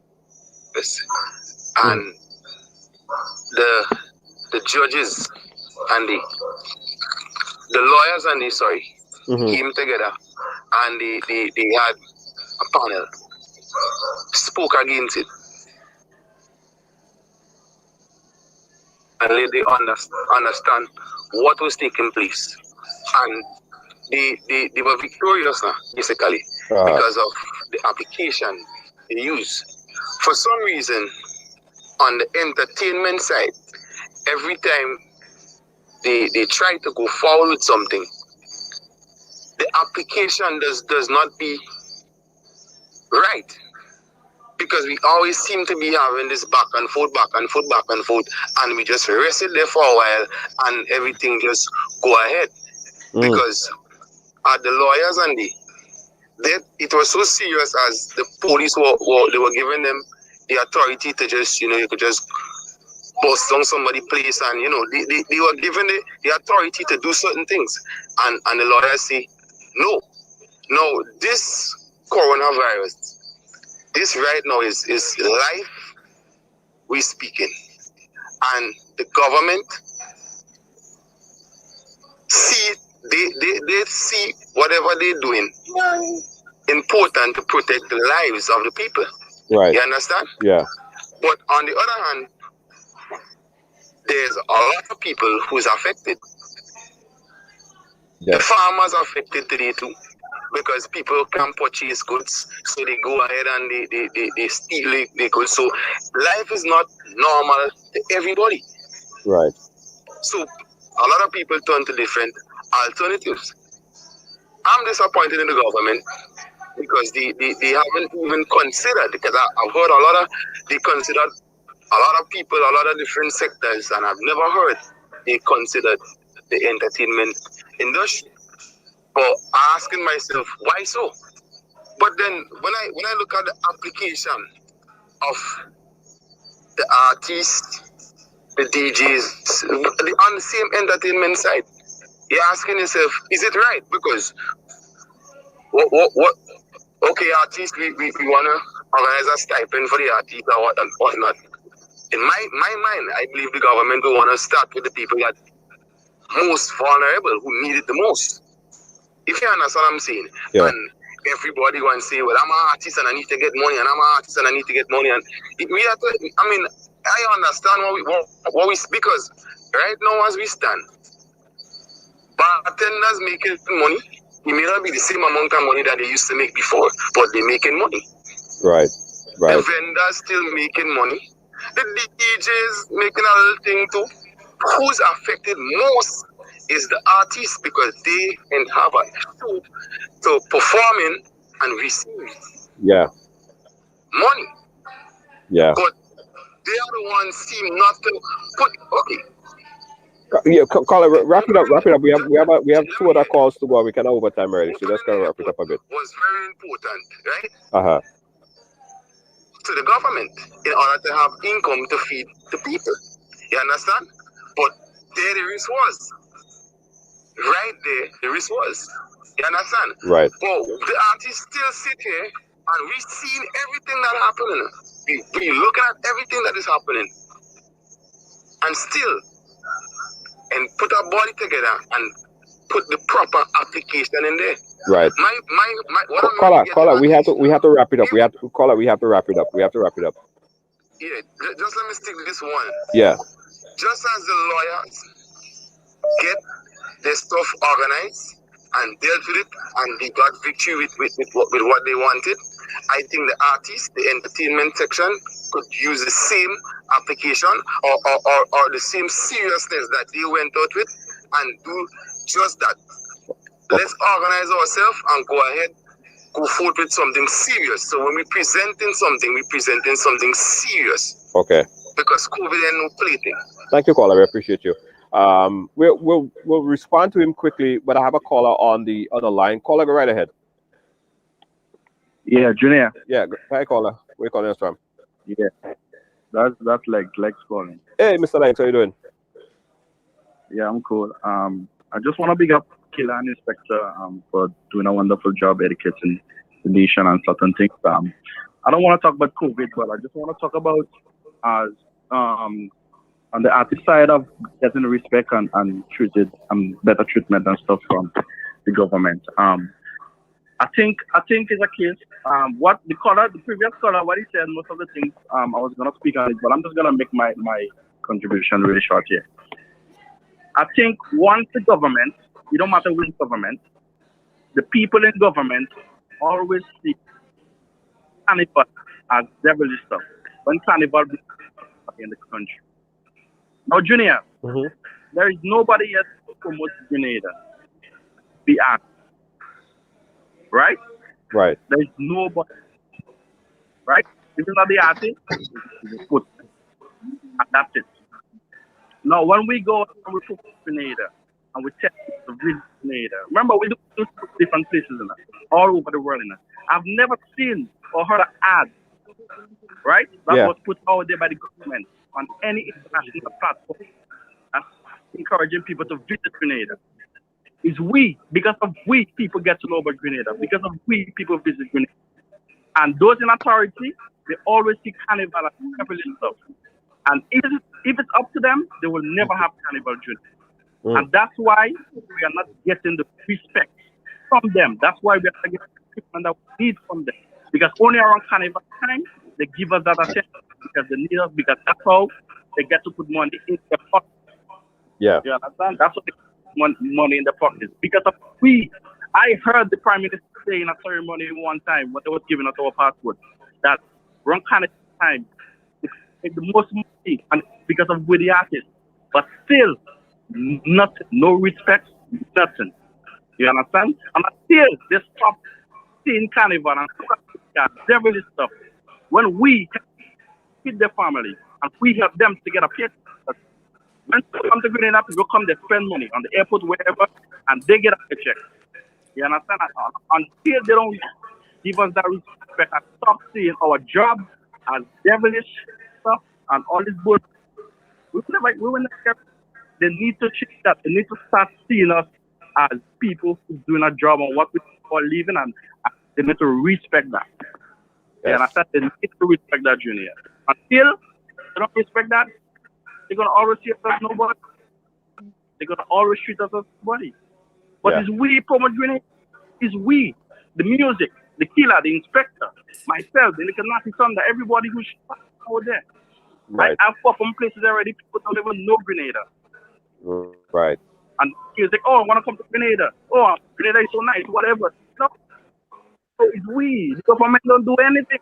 I've never seen an ad on any international TV out saying, come to Grenada, whatever. But still, they go and they focus on the people with the hotels and other businesses and stuff like that. We promote Grenada. You understand? Right. So that's my point. Yeah. So big up Killa, big up Inspector. You guys are doing a wonderful job. I'm here listening. Trust me, very educational. I like it. Thank you so much. Thank you so much, Mr. Lex. There, and I want to reach out. I want to reach out to the DJs because the previous caller said that DJs making a little something, and I have a lot of DJs friends, and they're going through too. DJs going through it, right? So I think the whole entertainment industry, we have DJs. They don't. I mean, a lot of them relied on monies, bookings, and stuff like that. They don't have events. They ain't getting booking. They ain't making no money. So I, unless some of the DJs who probably work on the radio stations, they probably getting paid. But on a regular, a lot of DJs that rely on monies, finances from booking, they're not getting that right now. So they could be coupled into this discussion, but there have not been any kind of stimulus specifically designed that I know about for that entertainment industry. But Specky and Killa, shouldn't artists be better prepared for situations like this? Like, people are home right now consuming more music than any other time. If artists was set up in a way where their music was out there and getting revenues, they'll be happy now. They don't even have to worry about the pittance that might come during a performance because they're getting paid more. Apple Music, Spotify, this one paying, YouTube, monetization. That should be a learning experience for a lot of the artists because they should have been better prepared. Yes, but Junior, you know your Killa now talk about the brand. and how Yeah. good he doing with the brand. Yes. You don't hear enough spoke about that. But there is many more that suffering that is not the killer. Yeah. You understand where you're coming from? There is many more that not the killer. There is a lot of artists whom that's suffering. So we ain't talking about ourselves. We're talking about everybody. I Right. understand your question, but killer doing good otherwise. I'm still here I'm making a little something to pay the bills. There is artists who don't doing nothing. True. You understand me? Junior, There is artists who doing and for nothing. all the listeners and Uncle, that's a good point. You see, I also understand what Junior asked, and I totally understand that question. That's why I kind of smiled when he asked it. Now, between me and you, me sit down here in this conversation, I didn't come here to just represent me, because Junior and all the listeners, the place I make the least amount of money is in my home. Because not just the government, because we don't speak about the government, but our people on a whole do not really understand what they have. The ambassadors, the talent, the culture that they have. We don't understand it. So nothing in Grenada really and truly is industrialized in a way where there is a great, you understand, foundation and standing pillar that gives us that industry. You see? So artists on a whole, for over the years, been just putting music out there, putting music out there, putting music out there, putting music out there. When I told them, I said from years ago, taking part in Soca Monarch, the Soca Monarch people, you winning $30,000 when really and truly there was a possibility you could be paid $100,000. But as the caller before also said, there is a lot of points in this conversation is a big and long one, because there is a lot of points to be attacked at the moment. Now, for years, you have Soca Monarch and all of those things. Soca Monarch, you get paid $30,000, you're spending 25, you're spending 20, you come out almost with nothing. You understand? That in itself, for me, I felt like it became disrespectful. That's why I had to leave. You see? So, entertainment on a whole, on the ground, has never been really respected. That's why I left. I recognized it from years ago, and I said to myself, no, some people say, oh, but Killa and them get too big for the thing now, they want to do. No, I have to survive. You see? So you see what is happening now? Now I can help all the entertainers. Why? Because I was paying attention, and I was listening to that voice in my mind telling me, Killa, this is not right. Don't take no treatment like no dog. So I left. When I left, I make sure that I focus on my craft, and I went international. Now, this is not just about going international as an artist. This is about becoming a businessman, a musical entrepreneur. Because your music could be making money for you while you sleep. I told them that. When I started to speak that kind of language, Junior and Uncle Specky, well, you know what happened? A lot of people start bad talking me. Oh, Killa and them feel the big and this and that. Because I tell the artists that they worth something. Because I turn and tell the artists that they deserve to be paid properly. Promoters in Grenada, they don't book me like that. And that is the honest truth. Why? Because when you book me, you have to pay me good. Because when I come to work good. I come to perform good. You understand? I give 100. Brother, yet times I perform already. I day in New York and I do in a season. And half of my body paralyzed on me, from overworking and stuff like that. Well, Junior, you know that. You understand? Half of my body paralyzed on me. I think I almost die. You understand what I'm saying? Because when I come to perform, I perform hard. I give my all. So I told them years ago, stop letting the system abuse them. Stand up, come together, and have an industry. So what I try to do now for myself, now I have to come on now, and I build a whole building in Guav. I did a radio station. I did a state-of-the-art studio. I have photo, video rooms downstairs and stuff like that. I have a full production team and all of those things. But most important, every music industry, one of its main standing pillar is your copyrights. Is owning the rights to your music. And then understanding how to receive the money through that rights. Receiving that money, you're going to need to actually publish your music properly, a proper publisher. And as I say, so now Rebel One ENT, Rebel One Entertainment is a distribution platform. I now own my own publishing company in the United States. Just the other day on Fox News and stuff like that and all over America, they were speaking about a platform called Lucky Sounds. Lucky Sounds is now linked up. I'm linked up with Lucky Sounds in the US now as the Caribbean link to Lucky Sounds, whereby people that is under Rebel ENT could get into the films, the movies, and all of those things. Also linked with a company that collects 600 times more from YouTube than any other company.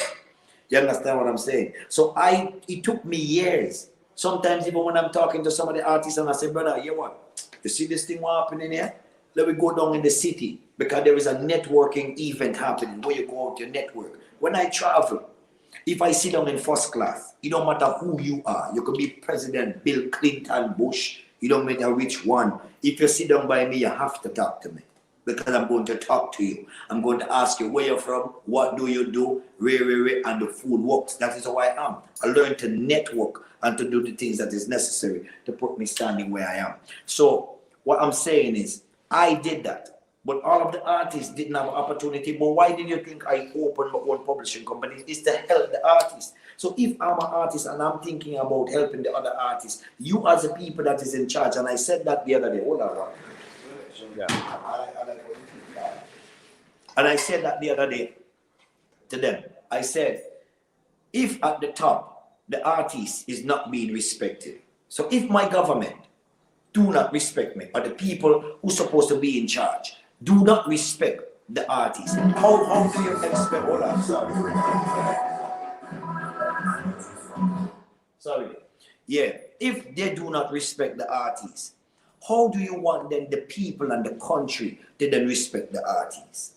You understand what I'm saying? Yeah. How do you expect them to respect the artist? So it's a respecting, it's a culture that we have to change. This is not just the government alone. You understand? Even between artists and themselves, there is a culture that we need to fix. You understand? We need to respect each other's talent and also help guide each other. You understand? As artists grow and come along. That needs to change too. And the artists and promoters need to also respect the artists. You see? And understand that they work something. As the artists then supposed to respect the promoters the same way. So us as a people, there is a whole, we are dislocated, you understand, in a very unique way that we need to start paying attention to. It's like almost a psychological implant of fractured in our mind that we don't pay attention to, but we don't respect each other, craft and respect talent. is the key. Respect sounds like the key right there. Interesting and very important point, Killa. Let me take a call and we'll touch a little bit more on monetization. Caller, where are you calling us from? Good night, sir. Hey, good night. Good night. I just want to say I miss my culture. I miss Carnival. I miss Carnival genuinely. I miss going to the sports. I miss seeing the youth rising up. I just miss everything. I miss Carnival. And I don't think my country should be suffering from what some scientists start and created. We should not be suffering from what some foreigner did. I miss my culture. I miss going to shows. I miss seeing young artists rising. I miss everything. Yeah. All right, caller. Hopefully soon enough, everything will be back to some kind of normalcy. Hopefully soon enough, okay? Yes, thanks. Right. Killa, and Specky, I want to, this is a very important part of the program, right? We over time, but we'll go for another 10 minutes. So if you could just kind of make our comments kind of brief. But here is it, Killa. Other artists, international artists, are making money hand over fist right now. More money than they ever made before. Yes. And they're not performing. Yes. Because music consumption is on a rise. People are listening more YouTube and all of these platforms more than they ever did because they are home. They are home and they missed the music, so they're listening to it. How could we structure from here on? Forget about what happened in the past. How could we structure from here on going forward to let people know that this is a valid industry? I'm not an artist. I'm a vlogger, right? And I make money from just talking, using the monetization features on YouTube and Facebook, and that's how we get paid. So those who know need to teach those who don't know. But how could we start from here to let those who don't know now that you could do this and you could make money? There is tremendous money in this market, especially as it deals with monetization. Where do we start, Killa? Education. Let me go before Killa. Right, go ahead, Specky. I personally don't strong in that field. You see, Mr. Legs, I'm very close to Mr. Legs, and Mr. Legs know a lot about them stuff, and he does talk to me about it, and he does guide me, you know, and show me the business. So that right there, I'm not strong in that field. I'm being honest with you. So to give you information on that, I will be lying to myself and lying to you and your audience. Yeah. At the moment, me and Mr. Legs speaking about that because Mr. Legs are very, very strong. Very, very strong in that field. And the reason why I'm still relevant today, or maybe when the place open back up, still getting work among the younger artists, is because I keep close to people like Mr. Legs. You understand? So I to tell you much about that, I will be lying to you. Killa, I go explain that better. Right, Killa. Because this is also a learning experience, you know. Because I hate when I look and I see certain like YouTube distributors or YouTube bloggers, they have your music and they're making, you're seeing 2 million views and they're happy, yeah, I get 2 million views. But what? 2 million views and what? You just gave $100,000 to someone and you pay them to upload your music as well. What did you benefit from that? So it's a learning experience, Killa, and I think this is a pivotal point where we could teach others to take advantage of the opportunities that exist right now. Judge, I just got the opportunity, right, to do a scoring.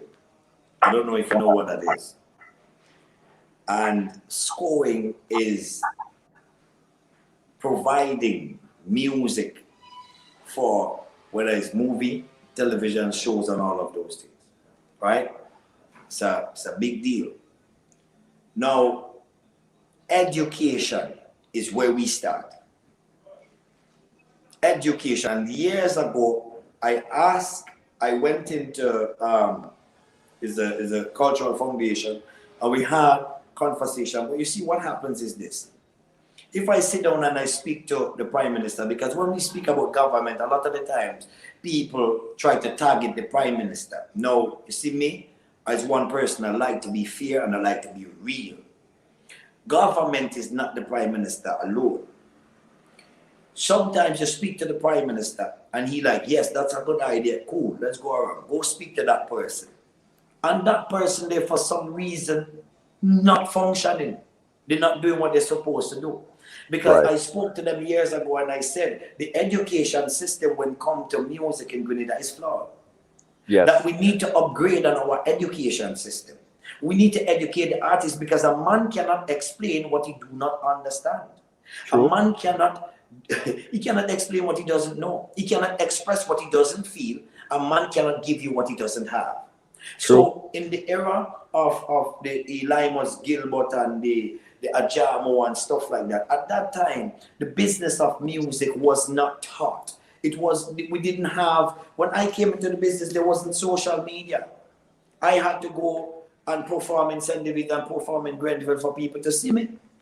Right. You understand what I'm saying? There wasn't the social media for you to go in there and learn things. And Grenada never had an industry. So education is the way to go. We need to educate the artists, and the artists themselves now also need to pick up and start educating themselves. True. Because with me, Judge, I had to find it. I started to educate myself. And when I come to realize, wait now, people in St. Vincent, artists in Trinidad and Tobago, making money like whoa. The same way, just like our pricing is like we never really valued ourselves, and nobody in the authorities was not teaching it. In Trinidad, you have in the cultural foundation and stuff like that, there is an education system. There is workshops that happens where you educate the artists and you educate people in the business of music. This does not happen here in the right way. There is little pockets where people are trying things, but it's not of like our culture and a big part of our society and our learning curriculum. So when it comes to music, we behave dunce real badly. Now, to gain money on the internet, you have to monetize. You first have to make sure that you copyright your music. You need to have your music copywritten. So you go to the international copyright platforms and you sign up yourself, you have your account, and then you copyright your music. Then you have to learn to monetize your page and stuff like that. Because here what been happening, you as an artist, you do a song, you work hard, you pay the studio, you sleepless nights, this, that, whatever it is happening. And you now take $200 US and pay someone else to actually post your song. When that person posts their song, what do you think happened? That person literally making money on their page because their page is monetized. So you just pay somebody to take your money. Yeah. You see? And Canadian artists, we keep functioning on hype. And hype is not money. Having a big song does not make you just successful and you have money. Because you would have big songs for so many years and end up with nothing. So to move forward and to, like right now, we monetize page. But I will also say this. There is a factor in there that you can't blame us for. The Caribbean is not looked at in the right way, especially things like soca and stuff like that. Maybe a bit of the dancehall music, you know, because the business is not done right. So when I speak to people in Pandora, because of my business, so I have conversation in people inside of Pandora and stuff like that. They're scared to come into soca and into some of the islands to really do business or to, you know, post your song out there. Because when you do a song in a studio, you need to have a split sheet. So the artist need to make sure that the producer sign off his percentage and all of those things is taken care of. That business is done. And when that is done, then it's uploaded. When it's uploaded to your publishing, then they know definitely the business is settled, it is done, they can touch it. But they don't want to put a song on their platform and then the business is not done, because if Pandora take my song and do what they want with it, I could go sue them for millions. So they don't want to be in that kind of lingo. So they know definitely the business structure that we have. The Caribbean is kind of because even to monetize your page here in Grenada is like you can't even monetize your page. You understand what I'm saying? You can't even monetize a page. But we monetize page right here at our nation. My page, all my page is monetized and stuff like that. And I had young people here that learned how to monetize page. And as I say, we're just about to launch. You know, we ain't even launched a platform yet because I wanted to make sure that I have all the educational material on there so people can go on the website. So just now, Rebel One ENT, the website will get launched and people will go on there and read and educate themselves. Like a young man called me the other day, one of my friends, he have this wicked rhythm, and he called me and he said, Killa, I want you to push out the rhythm for me. I want you to push out this rhythm for me. I need this rhythm to go out there and, you know what I mean, handle it and stuff like that for me. I turned and I said to him, I said, no, I don't want to push your rhythm out there like that. I need you to set up your accounts properly. So when I push this rhythm out there, that you can make money. Yeah. You see, I am an artist, so I might deal with him like I care about him. No, the white boy out there, And the people out there that don't never come to Grenada, but they sit down in other parts of the world that don't really care about the artist, but only about the money that they make. And you think that they're telling them to do that? No. They're going to let them go sign up their music for them. Everything comes to them, and it is broken down in certain stages. This pay for that pay for that, and then you get chicken change. The distribution platform that I set up, I want to give you your percentage at the top, not fourth down the line. You see? Right. So those are the things we've been working on. And I keep saying that the government could have infrastructures in place with this educational workshops, and all of those things could happen. We need to educate our artists. It's all about education. Only what you know, only what you feel, then you can express. What you understand, you can explain. You cannot give what you don't have. And the education is where it starts. We just running way over time. I'm going to take last call, and we're going to ask for a wrap up really quickly. Caller, you live. Go right ahead. Yeah, Junior. That's Legs again, Colin, right? Yes. I just want to speak quickly about what you guys are speaking about artists are not really signing up to collect monies and stuff. A few years ago, I could swear, and more than half the producers and artists from Grenada are with a distribution company or are receiving somewhat of money for the music. Right. Now we have to realize that that a lot of things. We have to realize that a lot of money most of the time, with artists comes from getting shows and stuff, because distribution and stuff, we don't get much money from that. And then I want to correct Mr.Killa on the would say artists need to copyright the music. Now, copyright doesn't get you money. Copyright will protect your work. Now, artists need to distribute the music, right? Mm-hmm. They need to distribute the music, and they need to publish the music to get paid from the music. Copyright will only protect your work in case someone tries to take it. Right. You understand? That's why all artists try to sign up with a Fox News or whoever to distribute your music. And another thing again, a lot of countries from the Grenada, a lot of countries in the Caribbean are not what's the word? It was just in my head. But a lot of countries monetized, a lot of countries in the Caribbean are not monetized.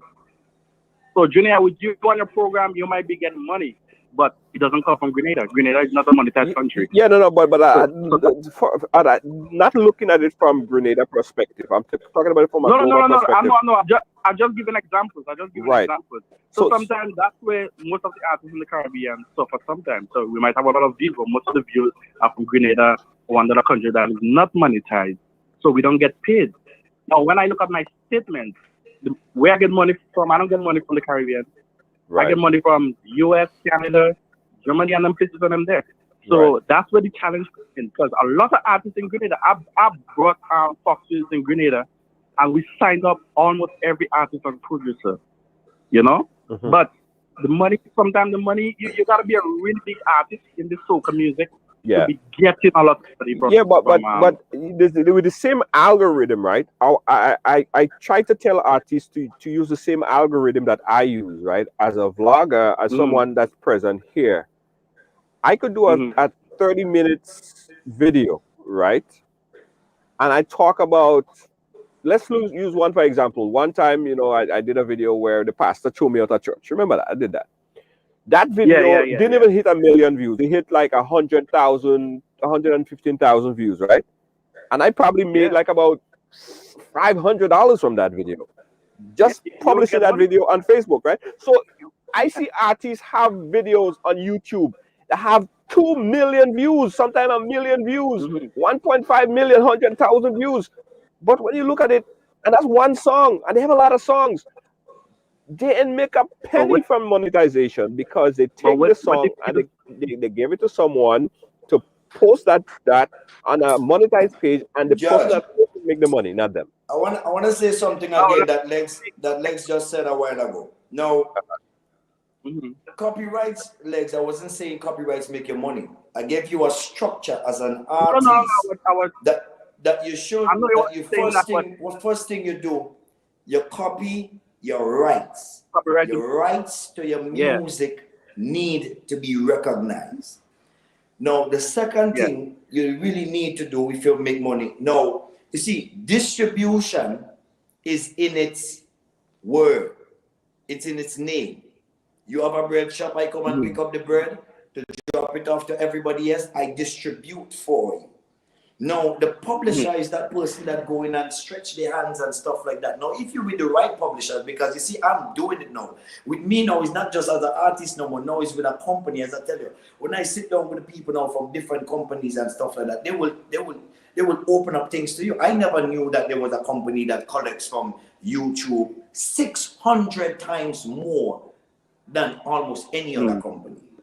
All of those things is there. So I said, is the education that the people need, where to go, you understand, to get what they deserve for the music. You could sit in the Caribbean, like the other day, this down in the meat, you're down in it. You know how much money I think he's supposed to make? Because there are distribution platforms now that is riding in the Caribbean, and there is ways to set it up. And if you set it up right, you still make money whether you're in the Caribbean or not. Now, Pandora and them people, why you think we having this conversation? Because they are interested in the music. The music is traveling far and wide from the Caribbean. But if we don't first set up our base right, then there is no way that we can get into their infrastructures. You understand what I'm saying? So again, there is yet so much, as George said, if you have a video on YouTube and you do the right thing, whether you're sitting in Grenada, you're sitting in Carriacou, PT Matnik, it doesn't matter where you are. Once that is on YouTube and you set it up right, you're supposed to be collecting your money. But in the first place, as I say, with the copywriting, you need to know who you like. If somebody jump up and say, that is my song, that is my song, am I just right? This is my song. That a man could then copyright your music before you, and he owns it. Yeah. Then you have to go and dispute it. That's true. The problem, one of the main problems for that now is the rhythm, because you see, a lot of artists now do not own the masters. It's the producer or whoever invested in the project. Yeah. Because now artists don't really spend for studio time. They just come, oh, you have a rhythm, they put them and you don't charge them. Right. So once I don't charge for that, then I own that. Right. So the application is a problem. So that's one of the problems too. But listen, guys, go in the studio now and say, look, I want to do a full production. How much you will charge me? Okay, I charge $1,500 US. They pay for that, and they know they own the masters. Whatever happens with that song, they get paid for it. Right. Yeah, Okay. So sometimes it's not a case where whoever put it up on YouTube is getting the money enough. Right. Because once stuff are in place to get money from that song, whoever owns the master will be collecting it. No matter where, whoever posts it, right, can monetize it once it is set up right. Okay, listen. I want to revert a little bit. Thank you, Mr. Legs. Very good education, and I think this could be the start of a bigger conversation that we could have. Because there's a lot of things, there's a lot of moving parts, there's a lot of education that could be done. But I didn't want to go too far away from the main source of what we are speaking about. We went over time already, and we can wrap it up right now. So let's get some closing about the industry right now. What could be done? Mr. Killa put it in a good minute for us, so we could wrap up a minute or so. What could be done to assist artists on the ground right now who are going through a lot? There is no stimulus. There is no kind of funding for them. What could they do? How could they get assistance from your perspective and from what you've been seeing from artists in Grenada? Your closing thoughts, Mr. Killa. This is simple, Junior. First, you need to have a conversation with the person that is in the situation, so then you can understand the situation. So you need to engage. Then you would then have an application that is honest and is open to the artist with care and love for your culture. And the problem solved. Easy. Right. Easy. Because, Junior, the thing is, if you don't even listen to the artist, how would you know what their problem is? True. So that is where it begins. You need to have discussion. You need to have a board. The thing is, the other day, the Minister of Culture actually did reach out to the ambassadors, not all the artists, but those that has passports and stuff like that. And they did reach out and start a conversation and we waiting for a response and stuff like that. So the thing is, I don't know, it's not the time to really fight either, Junior, because if I felt like I need to fight, then the conversation might feel different and sound different, and because if I want to fight, I fight. That is how I believe, how I feel. I express myself. Now is a time that we need more togetherness, care. We need to understand where each other stand and see how we can help each other. We would also love to help the government, because I am trying to help my community. I just open a farm, I restore the ancient dam close to me. I am not benefiting from it. Imagine I'm building a wall, material, cement, workers, I'm paying them. And the wall that I'm building is not mine. It's from a community. It's the people around that could benefit from that. I saw it fit to fix it. You understand? So I'm saying is that you could help me help the community, and I could help you while I'm helping my community. You see? So it is not just about the artists and entertainment and performance and whatever it is.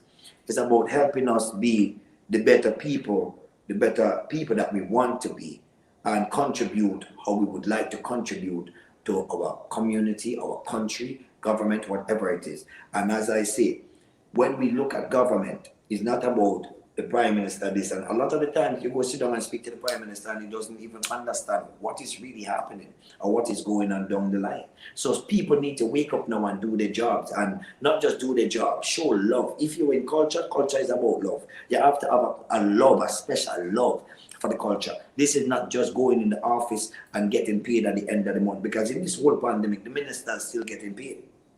The ambassadors don't get nothing, but the ministers still getting paid. But when the country open back up, the ambassadors still have to go market the country and do whatever it is. We are a part of this country. This country also belongs to us. This is not just about you or me. This is about all of us. So it starts with a discussion and understanding where everybody stands. Thank you so much, Killa. Specky, wrap it up for us. From where you stand. Well, Junior, we have to hold a conversation. We have to hold a conversation with authorities.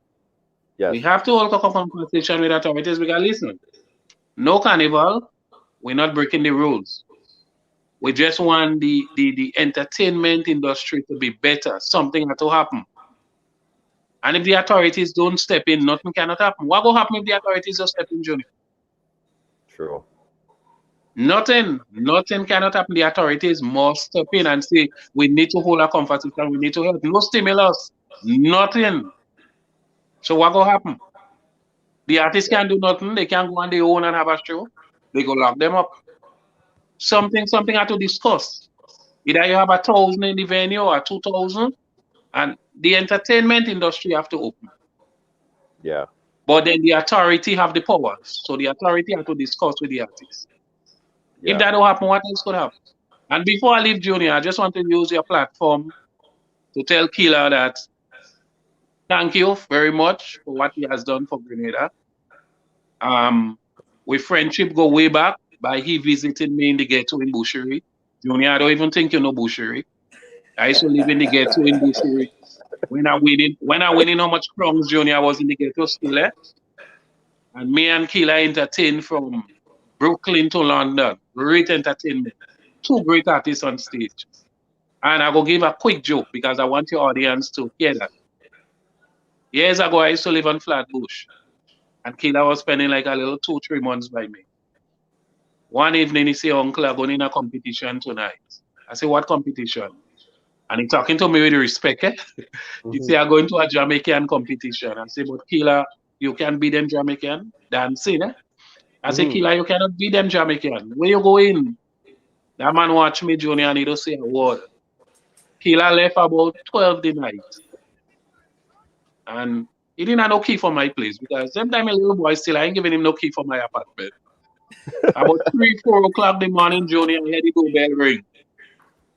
Killa come back home and I go and open the door. The first prize was a bicycle. That man coming in my apartment with the bicycle, first prize. Junior, I've been honest with you. I share that story because I want people to know. Junior Wajak, man, and I never in life doubt him again because he don't answer me. You know, when I say, but Killa, you can beat them Jamaican, where you going? He never answer me, he just watch me. I remember when I had Soca Monarch in my hand, Junior, I remember for years Soca Monarch was inspector. That man come and he changed it. And I give him respect 100%. Fellas like Mr. Legs and all that, I respect all it. And there is a young singer from Shanty Mill by the name of Little Jello. That's the next boy, is it? That's the next artist to win all them Soca Monarch. Remember the data tell us that. That conversation we hold tonight is not for you to have carnival. So we don't begging for carnival because we don't break in no rules. We're just saying hold a conversation that the entertainment industry is suffering. I, Mr. Elimus Gilbert, love Grenada. I love my country. I love my country. Thank you very much, Right Along, for having respect. Thank you so much. Appreciate it. I want to just say something. I know time finished, but Specky, no. Well, Uncle Specky, I want to say thanks to you for what you have contributed. Now, when I decided to really come into soca is when Uncle Specky passed. I was by Kelly's hotspot, and the man shelled down the whole place because it's like he used to come and test his songs in Guav. You know, if he come to Guav and he mash up Guav, it's like he used to use Guav as a testing ground. Exactly. And I hear him up as a little boy, looking at him so young, and I look at Inspector, and that's my hero. That's the performer. That was my Grenadian Michael Jackson. You know what I mean? As a youth man growing up. And Uncle, I say, Uncle Specky. And he touched me on my head. And I remember that touch, and I watch him and I smile. And, you know, time go on, and that's why I always went to link with Uncle and stuff like that. I will tell you a joke now, Uncle. That night when I went to the Jamaican competition and win the competition, that was in Canizia Palace. I could never forget that. I didn't win a bicycle alone. I think there was a store that donated a whole AC unit. I said, but I don't have no transportation, I don't want to ride, I can't bring up no. I said, just give me the bicycle and leave that day.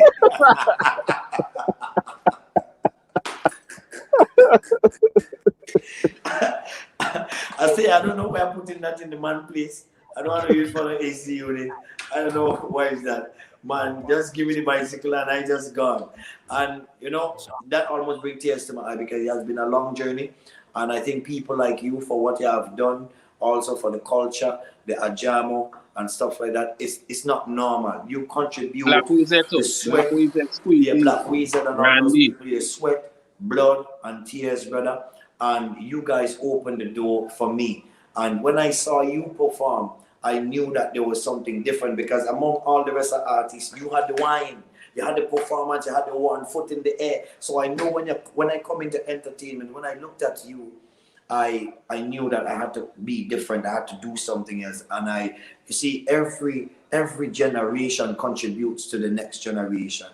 And you take away Soca Monarch from me, I still vex with you. I had the thing in me and you come and you fly over the gate and you take away the thing from me. I didn't try to keep it forever and leave it for the artists like Boise and stuff like that. And those artists I do contribute, or I can contribute. Boise will tell you, we will sit down, we will have discussions and, you know, creative discussions and stuff like that. So I definitely I created something called the 6-bang performance, which really and truly I created after you. You just didn't know that. But I created something called the 6-bang performance from a conversation that you had with me. Because you said to me one time, you said when you're going on the stage, you understand, you have to create a bang when you come in. And, you know, and that's how you use it. I can never forget it. You have to create a bang. And I looked at a performance from you and I realized that you had an intro. With the intro, that was a bang. Then you had your delivery, then that was a bang. And then you had your outro, that was a bang. And I said, you know what? If it's about the bang, if you're doing 3, then I'm going to come in to do 6. And I gave that formula over to other artists, to certain artists. You understand what I'm saying? I call it the 6-bang performance. It's actually a formula. And up to this day, Soca Monarch in Grenada is run by that formula. Wow. You So I know, want to say Marshall one thank time you. told me. Yeah, Marshall also tell me, Junior, if you're on stage, your Yes. shoes squeeze in, you have to perform because it's a job. So we have to teach you young artists that it's a job. Marshall says, Specky, if you're up there and your shoes squeeze in, forget about the shoes that squeeze in and perform for the people. Because that's your job. And that always stick in my head. About 3-4 months ago, me and Mr. Legs and Teddy Rhymes and Alma Boy and them had a show in Maryland. And I watched the Legs destroy that place. And I say, yes, Junior, we have plenty talent in Grenada, but I know we have to know that's a different topic. Yeah. You know, we have The plenty entertainment. talent. I just need the authorities to step up, man, and show us more love. Treat us better than that. Killa, you ever perform in Grenada in the big shows and when you go in the local tent, you don't have no drinks? All the food and the everything in the quarantine? Becky, that is another ride Not even along. some water? That is another ride along right there. Right, that's another ride along, boy. What? I tell you, we just go through it. And besides that, you still have I just people want that to say, envy us. I just want to say People to making all the so much artists money. though, I just want to say to all the artists, remember that you have a value and you first have to value yourself before somebody else could value you. The next thing I want to say is thanks to my management team. You alone cannot do it by yourself. Great management, great team is also very important. And remember that your music is your product. You also are the product. Package that in the best way that you could and just keep pushing and educate yourself in the business. Mr. Legs and all the other artists out there that is doing the right thing, continue, share as much as you could, educate as much as you could, as I will do the same. But together we stand, and divided we would fall. That's right. That's right. Mr. Killa, thank you so much. Wow. Great conversation. We're gonna absolutely definitely have another conversation again. It goes to show that the entertainment industry For all the people that came. is still strong. It's still very, very strong with folks like Killa, with Inspector, all the artists. And the lovely thing about it is you could see the brotherhood between those artists, right? Now, here's what I think, right? Here's just my projection. I think that this little 1 year, 2 year kind of lull with the COVID is just setting up for one of the massive, biggest climax in tourism and Carnival. Because you see, after everybody get out of this 1 year, 2 year, whatever, not big celebration, they waiting for just the opportunity to just be free. And when that time kicks, man, I think we'll have such a big surplus in terms of tourism, especially people wanting to travel, people wanting to go to events. It would be massive, right? All the artists just keep doing your thing, I know that this has been a year or so at least of there's not much stuff happening. But I think that the end result after this whole COVID thing is gone, and we have, whether it's the vaccine that takes it away or just herd immunity, whatever it is, we'll reach in a position where everything is just going to be so big and so grand, right? Because listen, I've been locked down for 14 days. I just want to go someplace. I just anxious to want to go someplace. I know a lot of you feel the same way as well. Also, guys, this is what we're going to be trying to work on, right? I know there are many sectors. There are the music, there are artists, and so many sectors of people who just are in very bad positions. So what Ride Along is planning to do, we've been speaking about that with our team here. We're trying to organize a massive virtual concert to raise some money to assist, right? We can't help everybody, right? But we could at least help the little that we could help. Whatever money raised, we'll see how we could pump that back into the economy to help people in need. We're going to give you guys more information on that in the next couple days, all right, as we put it together. But thanks for watching. Thanks for being a part of our program. You guys realize that we didn't run a commercial, right? I got to do that right now before closing statement. Don't move, guys. We'll be right back.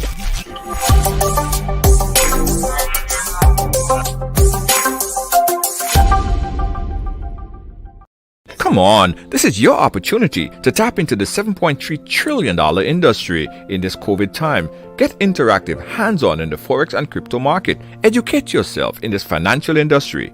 All of this is possible right now with a multi-source income generator. This program will allow you to learn while you earn in this lucrative decentralized industry. Take advantage of this trading academy, personal development, create multi-source stream income, trading ideas in this global market, get discount travel with your own portal, bonus token backed by bitcoins, and so much more. For more information, contact Kristen Alexis at 347-834-2852 or Marisha Dash at 646-529-6570. Don't miss out on this amazing opportunity of a lifetime. Call now.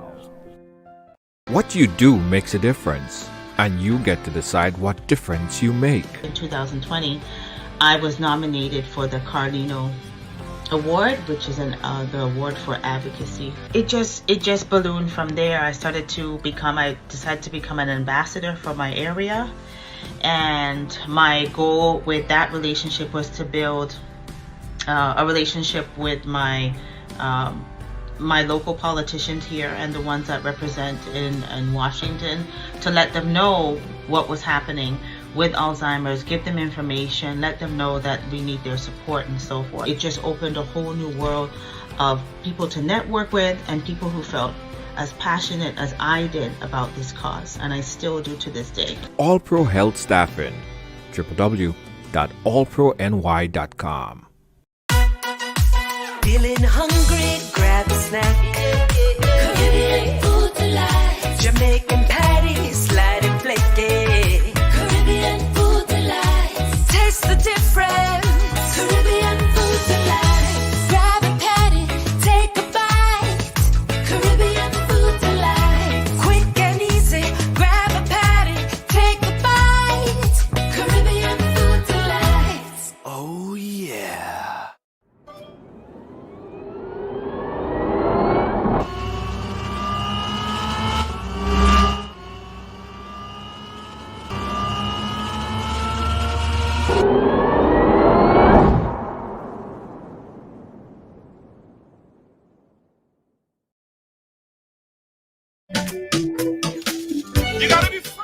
Thanks again, guys, for watching. Thanks for being a part of our program. Today, we are back. We appreciate you so much. Again, I want to say thanks to the people who called in for this past couple of weeks and sent out their messages and the good wishes and goodwill. You know, it was very, very, very inspirational getting over this week. But anyway, we're back. So that's water under the bridge now. We're not talking about it anymore. Catch me again, guys. Tomorrow we're back here and Ride Along Live. Don't forget also, if you have a story to tell, we want you to share it with us. Inbox us for more information. We also have a business. It's called Ride Biz, where we're going to be giving away $1,000 to a business, right? A young upcoming business, someone who's trying to venture out but have some problems getting to the next level. So we are giving away $1,000. Right Along is sponsored $1,000 to help that business get to the next level. That officially start on the 25th. We're going to give you guys more information on that. It's called Ride Biz. So if you have a business or idea for a business and you want to take part in our Ride Biz, keep watching. I will tell you how you could take advantage of that and possibly win $1,000 US. All right? All right, later, guys. Peace out. Bye-bye. Oh, almost forgot. Riders Headphones. Ride Along Live is brought to you by Riders Headphones. If you have not yet gotten your Riders Headphone, what are you waiting on? Go to the website right now. It's ridersong.com. Yeah, ridersong.com.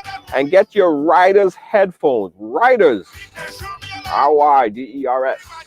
Sounds.com. I got my Riders open air concept, and Riders is also in Grenada, guys. So if you want to get Riders headphones, it's available in Grenada. All right, inbox me. I tell you guys where you can pick up your Riders headphones in Grenada. Peace out. Bye-bye. Good night. On this battlefield, you have tougher and still. Yo, just show me some strength. Show me a lion down. Strength,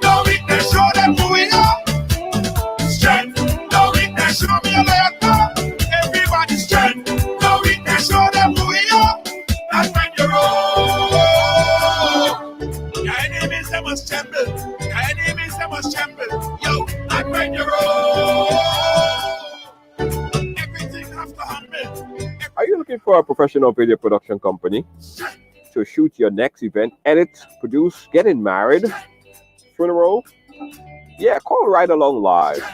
718-701-5720. That's 718-701-5720. Call us right now. Yeah. You gotta be firm in this time, son. You gotta be strong in this time, son. I'm a survivor. I will survive. I will survive. And I'm a firm believer. We'll forever shine just to stay alive. That simple means it. Nobody can hold me apart. Nobody can. Also, guys, remember that if you are interested in the GPA, let me read that statement again. Please remind persons in the entertainment sector that the GPA is having a meeting at the Junior Murray Raw Lewis stand tomorrow at 5 p.m. All right, don't forget, guys. The GPA, Grenada Promoters Association, is having a meeting at the Junior Murray Raw Lewis Stadium tomorrow. That's at 5 p.m.